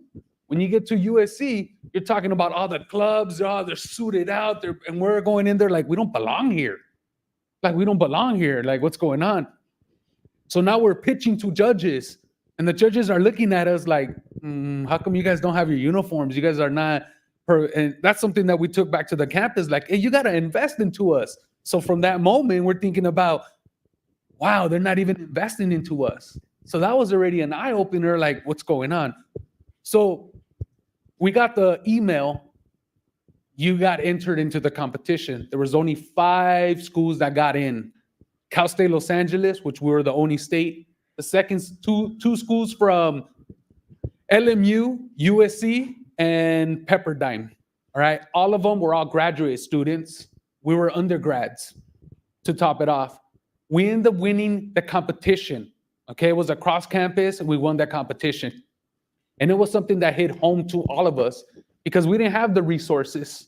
Right? We were competing with students that were already graduate students that were already in internship, doing projects, doing technology. We just kept ours really basic.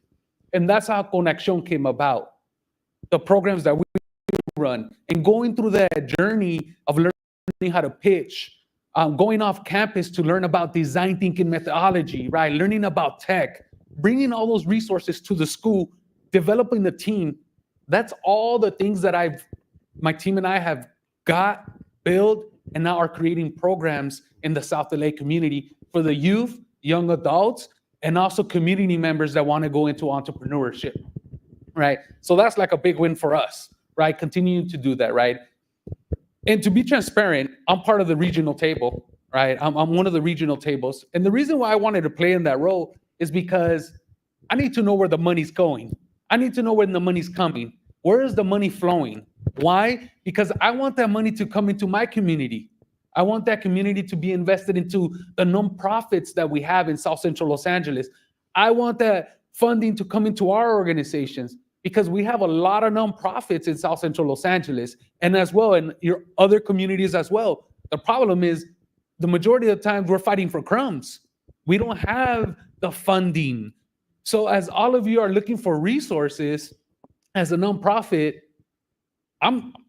mine is sweat equity. I'm gonna keep on going and I'm gonna help you. But then I'm looking like I gotta pay my rent too. I gotta pay my bills too, right? So there's a balance between there.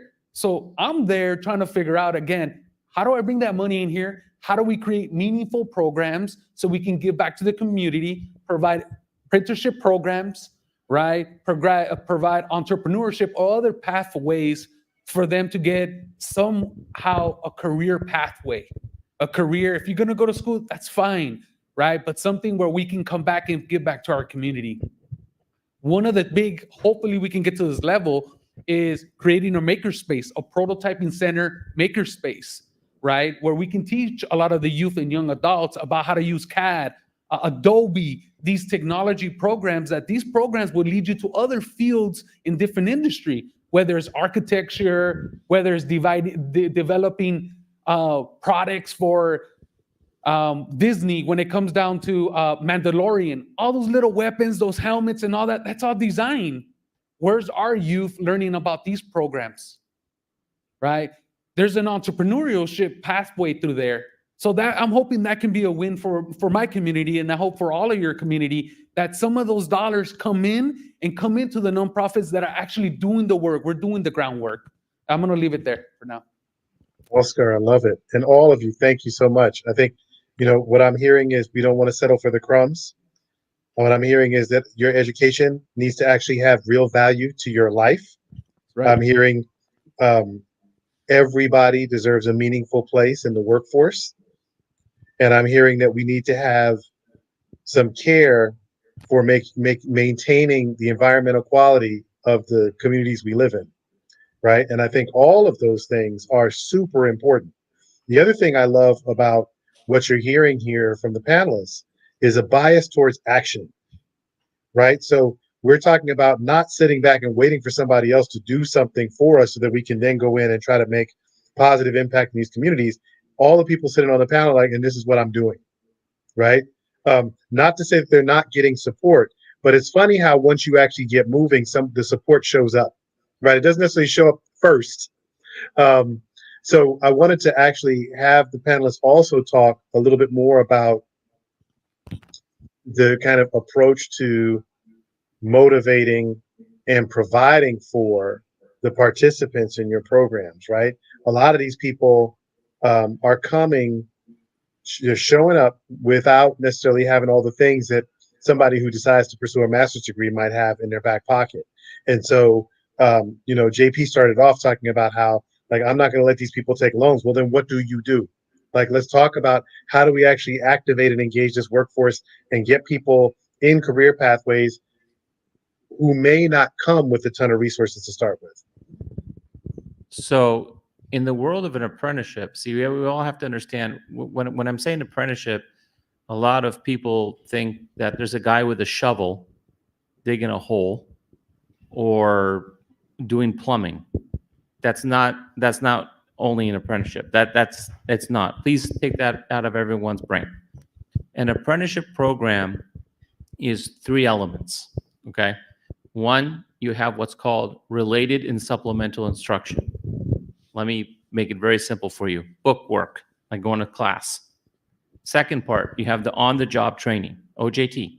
That's where the employer is the sponsor for that person learning those skills, okay? The third element is, of course, the apprentice. All right.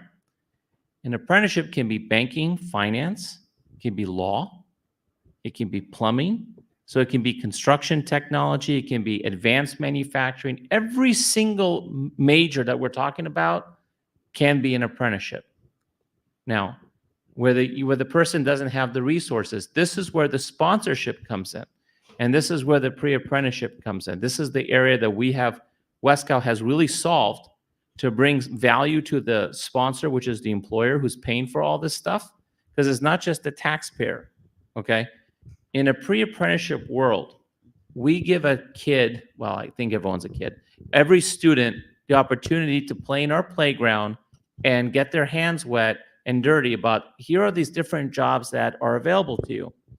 Like before you go become a medical assistant or work in pharmacy technology or become a machinist, why don't we go and play? Let's go and have a hands-on experience to see if this is something you want to do. Okay, because the washout rate for an apprentice is almost the same washout rate for a college graduate. It's like 70 to 80%. They wash out because they're involved in a major that they later figure out, I hate this, I don't want to do this for a living. So why don't we get them that exposure as fast as young as possible to make sure that, one, this is something they want to do, they have skin in the game, and now we bring in the heavy bucks, because now you're talking about a $50,000, $100,000 investment to train someone for that skill. What are they going to generate for the community? Millions upon millions of dollars in return, right? For a kid to make $100,000 a year as a machinist in advanced manufacturing, the training itself is going to be $40,000 to $50,000 for a 9-month program. And then you have 5 years as a journeyman, okay? That kid is going to make $100,000 year one. Year one at 18. Damn. I wish I had that when I was 18 years old. That's freaking cool. But before we make those commitments, there's a return on investment. So we also have to address the other elephant in the room for a lot of these nonprofits, and a lot of you represent nonprofits, and you're doing God's work, and I'm not picking on you, but please, for the love of God, there is profit in nonprofit. I'm going to repeat that again. I'm not going to lose my 501c3 by saying it. There is profit in nonprofit. What that means is don't go out there begging like on Halloween for trick or treat. Get the candy and just devour it. You want to have a self-sustaining program. You just don't take grants and burn it in the middle of the road. That's just stupid. You want to take those funds and invest it so that now you're entering into the world of invoicing people for providing a service. You're invoicing the employer, right? Because you're providing something of value. You're invoicing the government agencies because You are producing something in return. That person who's getting that career is becoming a taxpayer and is funding the next generation of kid or younger person or older person, whatever, to get those necessary skills in workforce. For example, West Cal, as a pre-apprenticeship, we also work with the Department of Defense. We're a skill bridge provider for returning men and women who are coming back into civilian careers. Like, how the heck did that happen? I thought we're only with youth. We're not with youth. We're with every single person who wants to have a thriving career, no matter what it is. And so it's a different way of thinking. It's the entrepreneurship element that you're bringing up. You have to treat everything as a for-profit model, because if you don't, you're not able to take care of the number one client that you have. I'm the president of West Cal Academy. My priority is not our students. My priority is my staff. If my staff is not eating, they can't work, they can't train anybody else. My staff eats first before a student eats. That's my priority one, because I can't have my staff waiting in a bread line. They eat first. You know who eats last? Me. I got enough reserves right here. Thank you. So,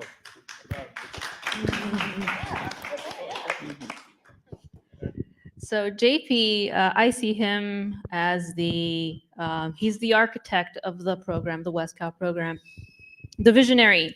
He moves the big blocks, and there's kind of a symbiosis with how we work together. He's the big visionary, and I prefer to work on a more granular level when it comes to our program. And what that means is I like the one-on-one interactions when it comes with the students. And I also involve the parents. I think it's very important for the parents to be involved in every step of the way of the student. And just as an example, we have here Marcy and Kelvin, and just an example of a young person that is interested in our program. And we invited them here. We want to get them involved in the community, in the mother and the child involved in the next steps of the child. And a way that I like to uplift students is to give them the reality of what to expect, letting them know things that I feel like their school counselors is not going to tell them. I know my school counselors were very mean to me in high school, and my counselors in community college were non-existent. So a huge part of what I do to motivate and inspire students in the program is to, number one, we have a process, a system, is we do a Zoom call with the interested party. A Zoom call kind of gets to a feel out for what they want to do, what they like is how we introduce the question of what you want to do. What do you like? Do you like to work with your hands? Do you like to write? Do you like to read? It makes it more digestible for them to give us an answer so we can help them out. And we understand that not everyone wants to go down a traditional college route. We also understand that not everyone wants to go down a trades route. Some people prefer to keep their hands soft. JP. I wear gloves. Yeah, so we also don't discourage people from going to college. And that is why we also give the reality to a young person that wants to go to college. And JP was talking earlier about not taking out loans. I have no debt, thanks to West Cal. I remember I was receiving checks in the mail from, I believe it was FAFSA, and I was about to throw them out into the shredder, $5,000, because I thought it was a scam. And, you mentioned earlier about all these small businesses getting bombarded with surveys and kind of like I got that end of it because my mom is a small business owner. We had a lot of people kind of come in and pick at us and try to dissect us, and so I was very wary of anything that came from the government. That this is a scam, not going to trust it. But he told me, no, please cash that in immediately today, yesterday. And there are students out there that are in the same situation where they're getting resources, but they don't know how to use them. They don't know what it is. So we also provide knowledge of the next steps of what they should do in terms of going down a college route or a trades route. So, we're not just, we don't have those blinders on where it's just one road only, one size fits all. No, everyone is different. So, yes. All right, yeah. So I think to answer that question, we have a 13-week training program for our trainees, and so during that time, they're learning the basics of solar installation training, for example. We've added more curriculum to this program now because we want to create career pathways. We want to make sure that that's not the only thing they're learning, and they don't end up just as a solar installer. So we're going to add more curriculum to teach them about how to design actual systems, how to work in large commercial buildings, create resilient centers that are very much needed across LA County. So that's how we're trying to keep folks engaged, keep them motivated. We also provide them opportunities to get up on the roof, like after the 6 week of training. So they're actually doing the work in the communities that need these resources the most. And that brings a lot of pride, a lot of joy, especially to folks that are from the same communities where we're working. We got big grants for Pacoima, Watts, South LA, and Pomona. And so we've started our workforce efforts there. We've trained many, many people. And so now they're in line for additional opportunities, whether it's at the city, it's at the utility, it's with a nonprofit organization, or it's a for-profit solar installation company. And so I think all of those things, we're trying to motivate folks, trying to show them that there's a lot of potential here, that there's a lot of opportunity in clean energy and clean transportation, sustainability, et cetera. So I think those are just some of the ways we do a lot of things with folks to introduce them to other careers as well.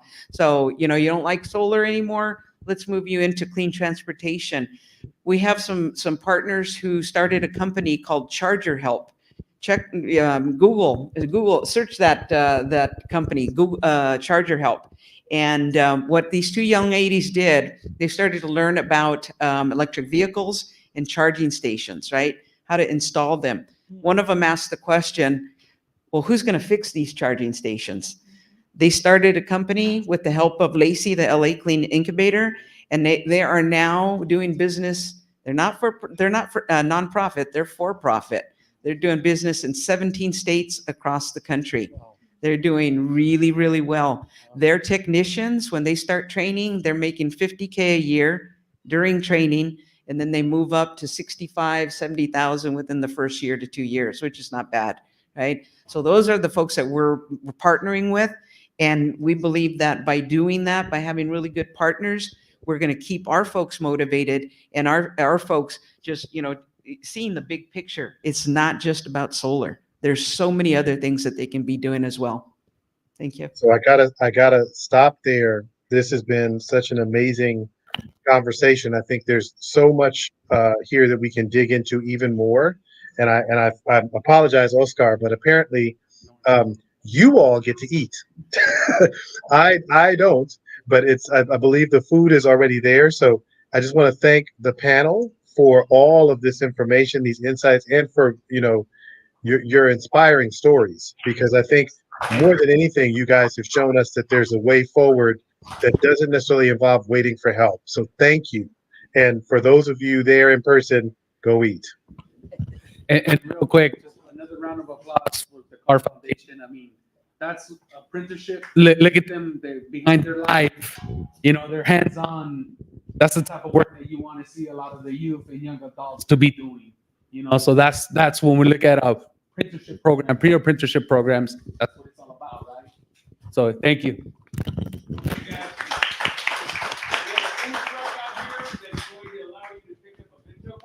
We have some tables Cool. Here we have Korean, Japanese, and Mexican fusion. Okay. Hey, God's going first.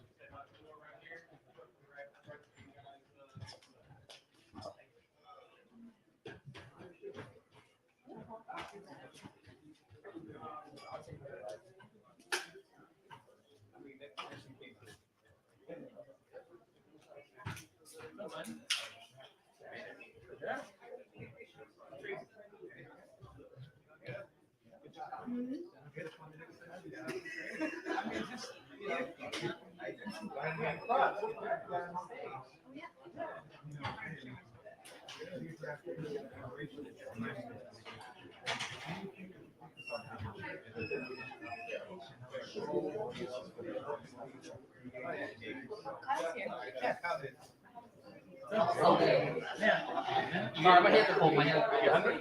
Yeah. Yeah. That's so much taller than last time like this. I know. You're not gonna grow. And I'm supposed to be like 6'5". Look at my arms. Oh my God. I've been a size 12 since I was like 11. I have a very tall niece and nephew. She is, how old is Brooke? 16? And she's like 5'8", 5'9".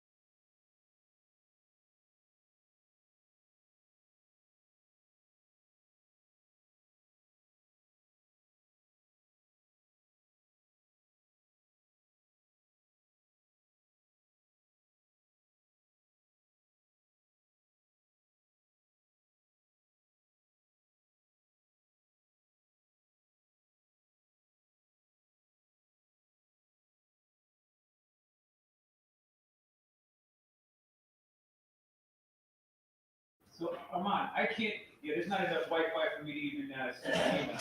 This is weird. I can't. Do you have a Wi-Fi hotspot? No, mine isn't working out. Yeah, we ordered Wi-Fi and we didn't get. Yeah. Well, we didn't get one to work. Right. Um, Jay Tucker, just checking back in with you. We're preparing to reconvene here in just a moment.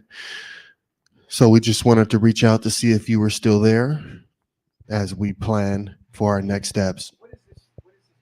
I'm here. Been waiting for you guys to tell me what's going on. Thank you very much for your patience. Hope you had something to eat too.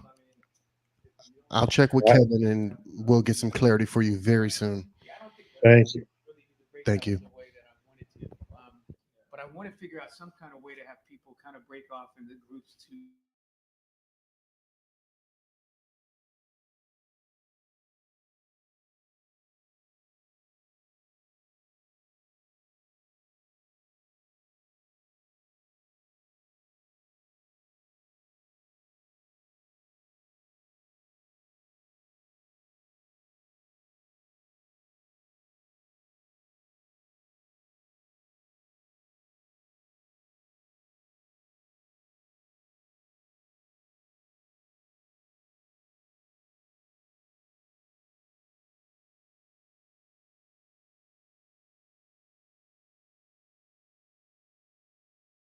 About the survey, do you guys have the QR codes for that?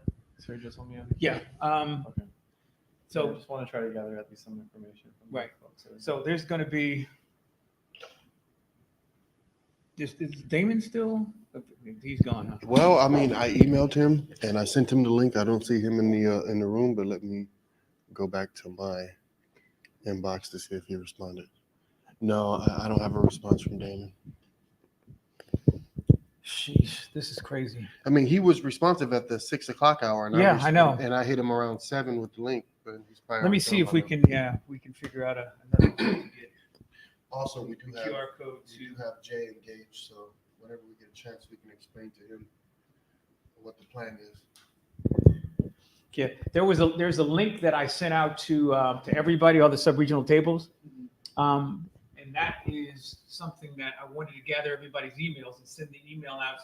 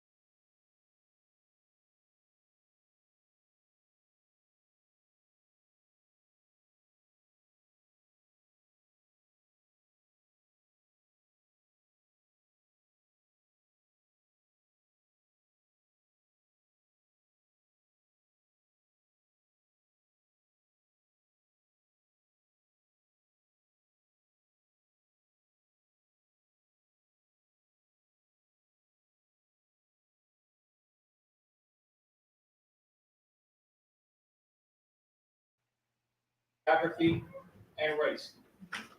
We are going to have 3 more sessions. We're going to have 3 more sessions. Tomorrow, we're going to be at LA Valley College. On Friday, we're going to be at the Museum of Latin American Art in Long Beach. And then next Wednesday, we're going to be in the Crenshaw area.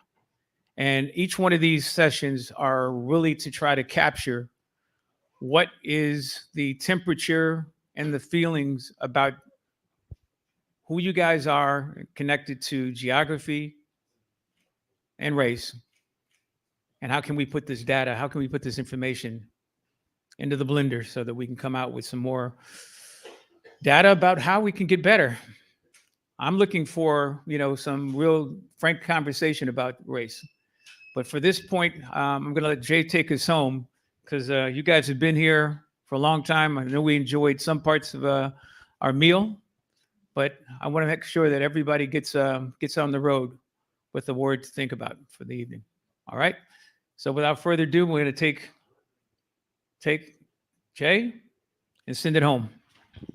Sure. So thank you, everybody, for spending your time with us today. Hopefully, the combination of what Armand shared with respect to statistics and information about what's happening across the county, as well as the conversations that you heard from our panelists, hopefully that sparked some ideas for you and some perspectives, not necessarily to kind of completely transform your thinking, but to shift it a little bit so that you can see some opportunities for us to really make our communities better and for us to find smart ways to invest in the next generation of businesses, the next generation of our workforce, and the next generation of our communities.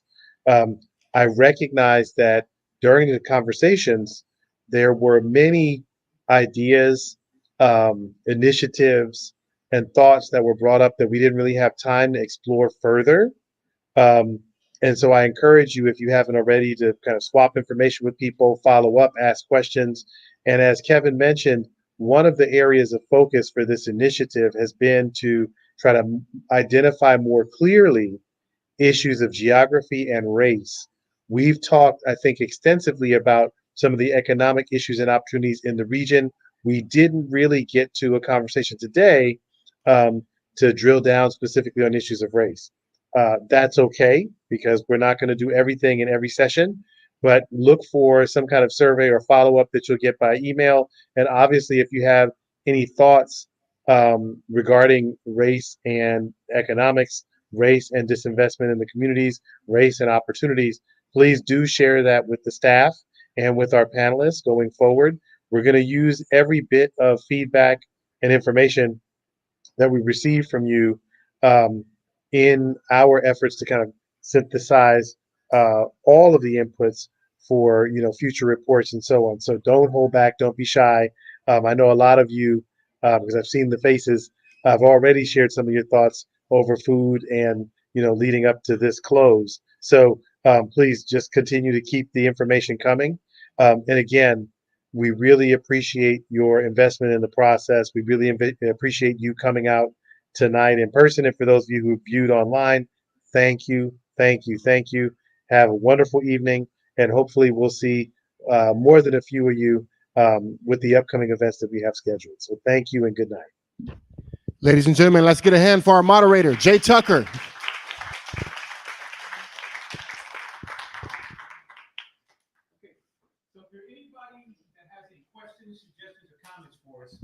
This is the portion where we want real feedback so that we can get better with our last 3 remaining forums.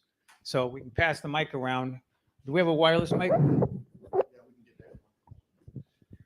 I have one. I really, in terms of the communities that we want to serve, even if we're looking at ethnic backgrounds and characteristics, we really need to look at those who are incarcerated, those who are justice impacted, those who have been released, because as we all know, the majority of those who are arrested and convicted are those of people of color. That is the reality of the world. I need to see data regarding that specific demographics in our future work together, because it's an area that is extremely important for everything that we do.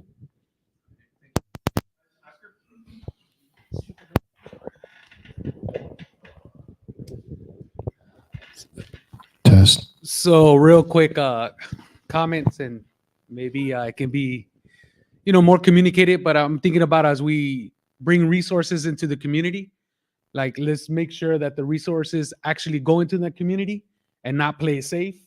Make sure that these resources are not going to like the outskirts of cities, right? When I say an example would be like USC. If I'm in South LA, USC is in South LA, don't put these resources next to South LA and USC. Put them in the community, these workforce development, these resources, right? Because when you put them around schools like that, you're keeping it safe. And it's not really for us in the community. So resources need to come in straight into the community.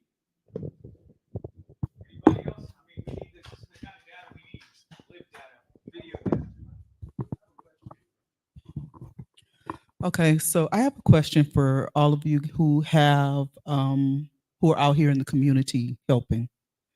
How do you deal with the generation who feels like they are entitled to something, and they're not willing to work and get out here and earn a living for themselves? What do you do to get to those individuals? Because I feel like those individuals are the ones who are being left behind, and those are the ones that we need to really fight for and to get a hold of. I might add, this is a instructor at East LA College who's talking. So actually, Tracy, tell them who you are. Yeah, man, come on now. What department? Hello, everyone. My name is Tracy Griffin. I am a professor, adjunct professor here at East LA College. I am in the Adelaide Health HIT program. I have been in the medical field for over 40 years. I have worked as a nurse, and I have worked as a medical coder, a manager, medical biller, and an instructor. When I came up in school, I was given opportunities in high school. My senior year in high school, I spent it at Martin Luther King Hospital training to be an LVN nurse. We need to bring back more training into these schools. Get these kids when they're in elementary, junior high school. They have to start out young to learn, to want to learn.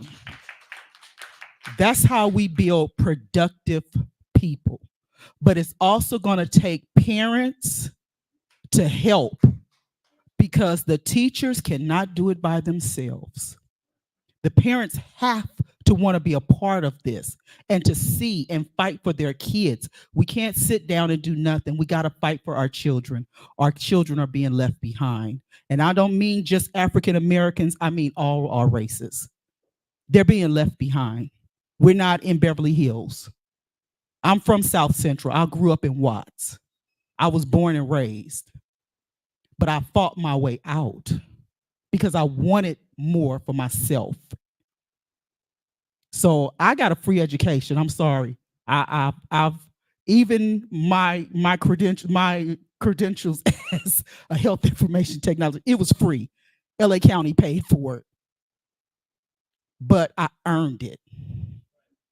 I didn't give up. So now I'm giving back to the students who are coming here to ELAC, because I am an alumni here. And I want to give back to the community and to the people who come here to want to learn. So what are we going to do to get those and reach those out there who feel like they just want a fast buck? But that fast buck is going to get them either in jail or in the grave.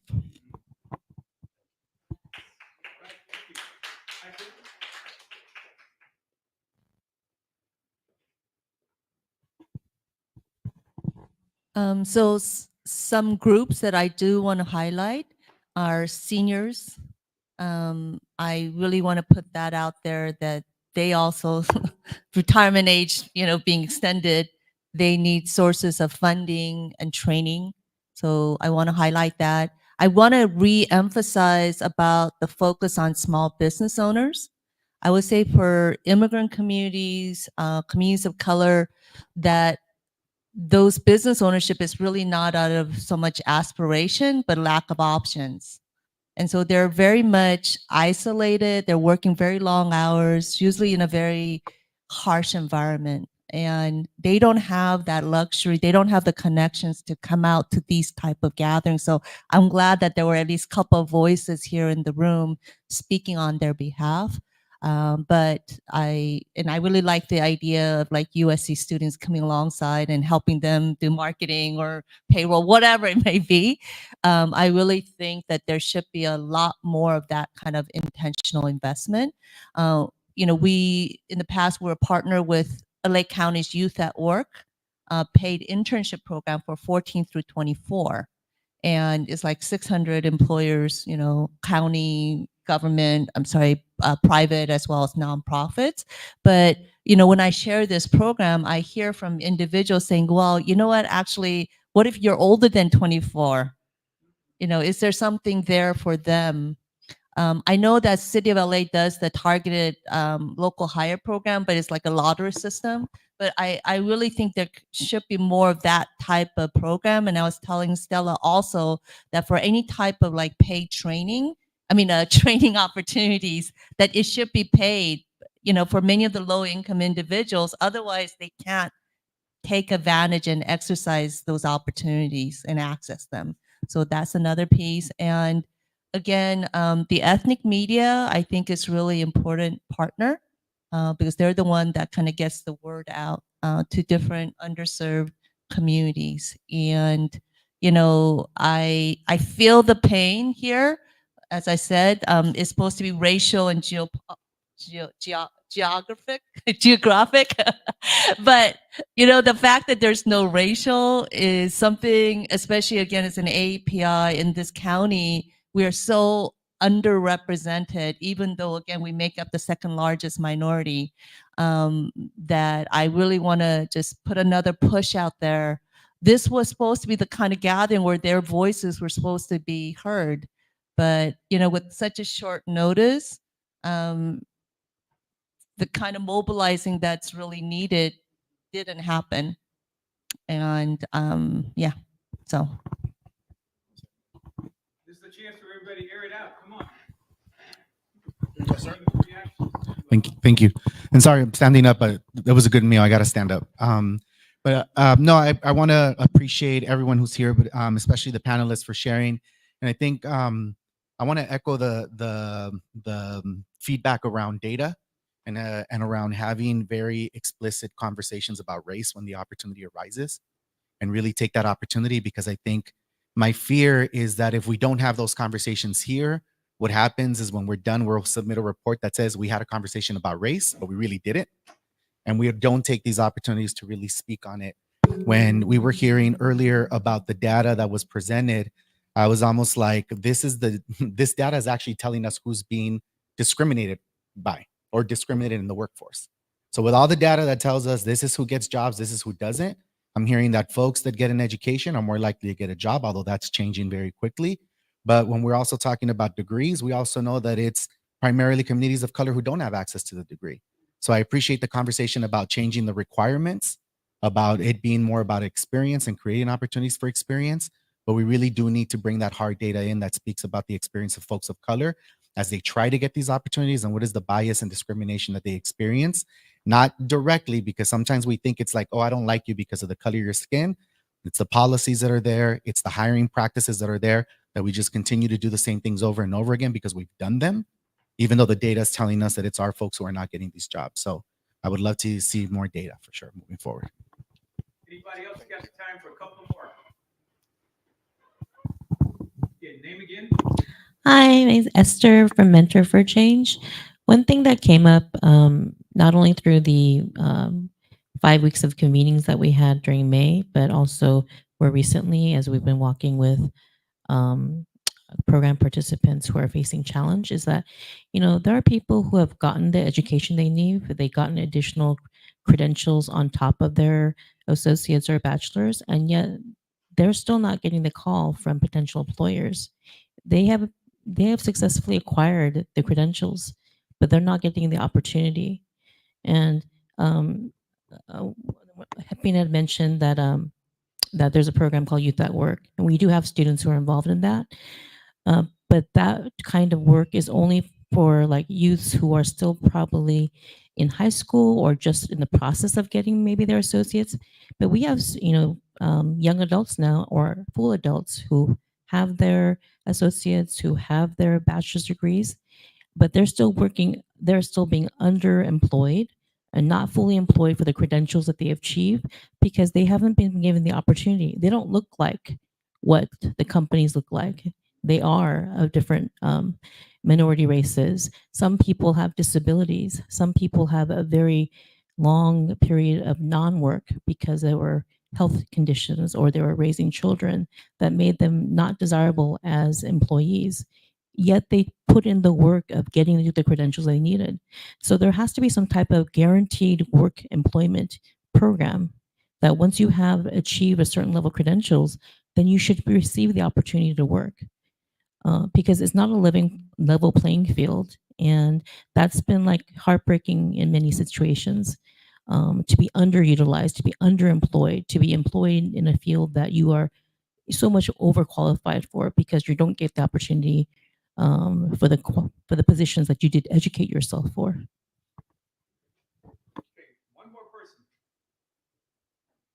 Okay, two. We got two. And we're finished. Thank you. I'm Catherine. I'm from Polly's Project. And really, just very simply, when we went through the survey, people were asking, where are these jobs? Where are these jobs? And with the information that we received from the data, where are these jobs? If somebody could, if on their website, we have something to show these opportunities, I would love to be able to present at least one job, something, where are these opportunities that we saw in all these new particular areas, but we don't see them. Everybody that I spoke to said they go to Indeed.com, maybe Monster, maybe they go, on some Facebook. I mean, different places. But where are these jobs that we could refer people to? That would be amazing. And so if that one thing comes out of this, that would be amazing.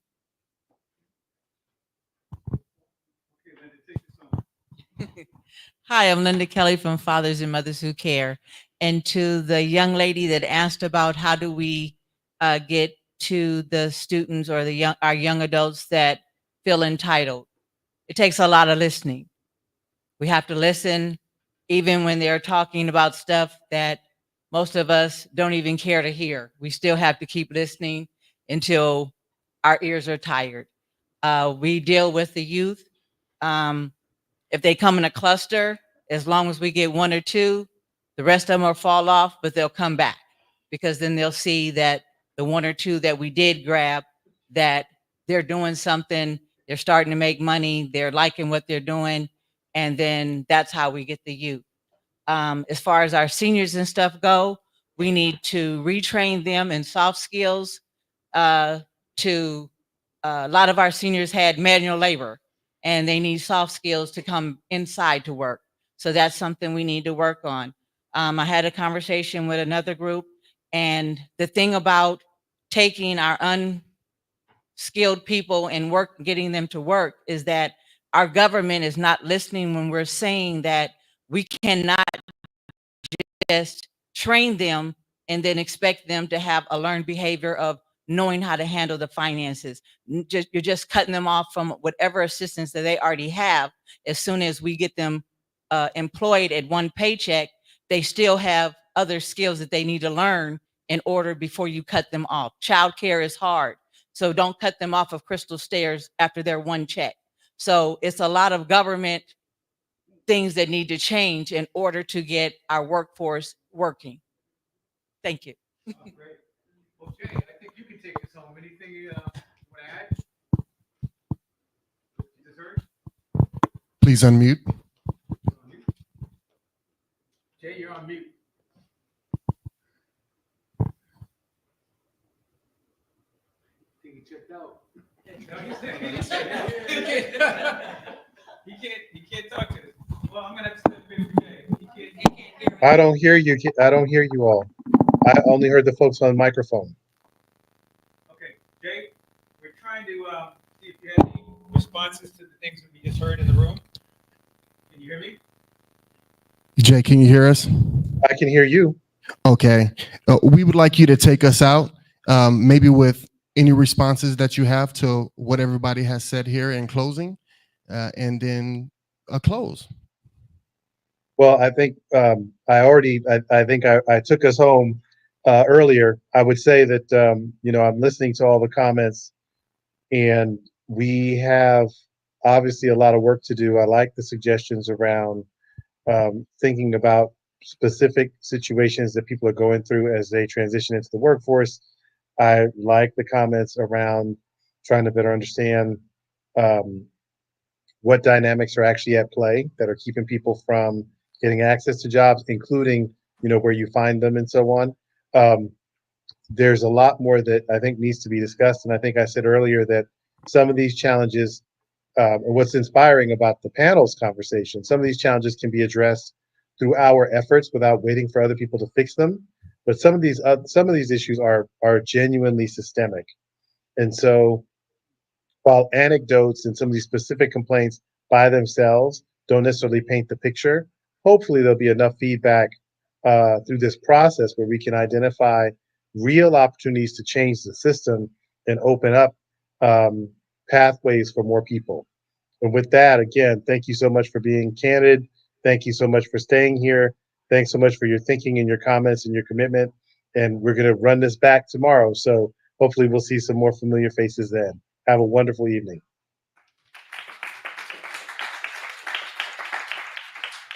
For folks who may want to come to the last remaining sessions, I've got some flyers that have all the information on here. So again, we have 3 remaining, and we want to get more participation, either virtual or in person.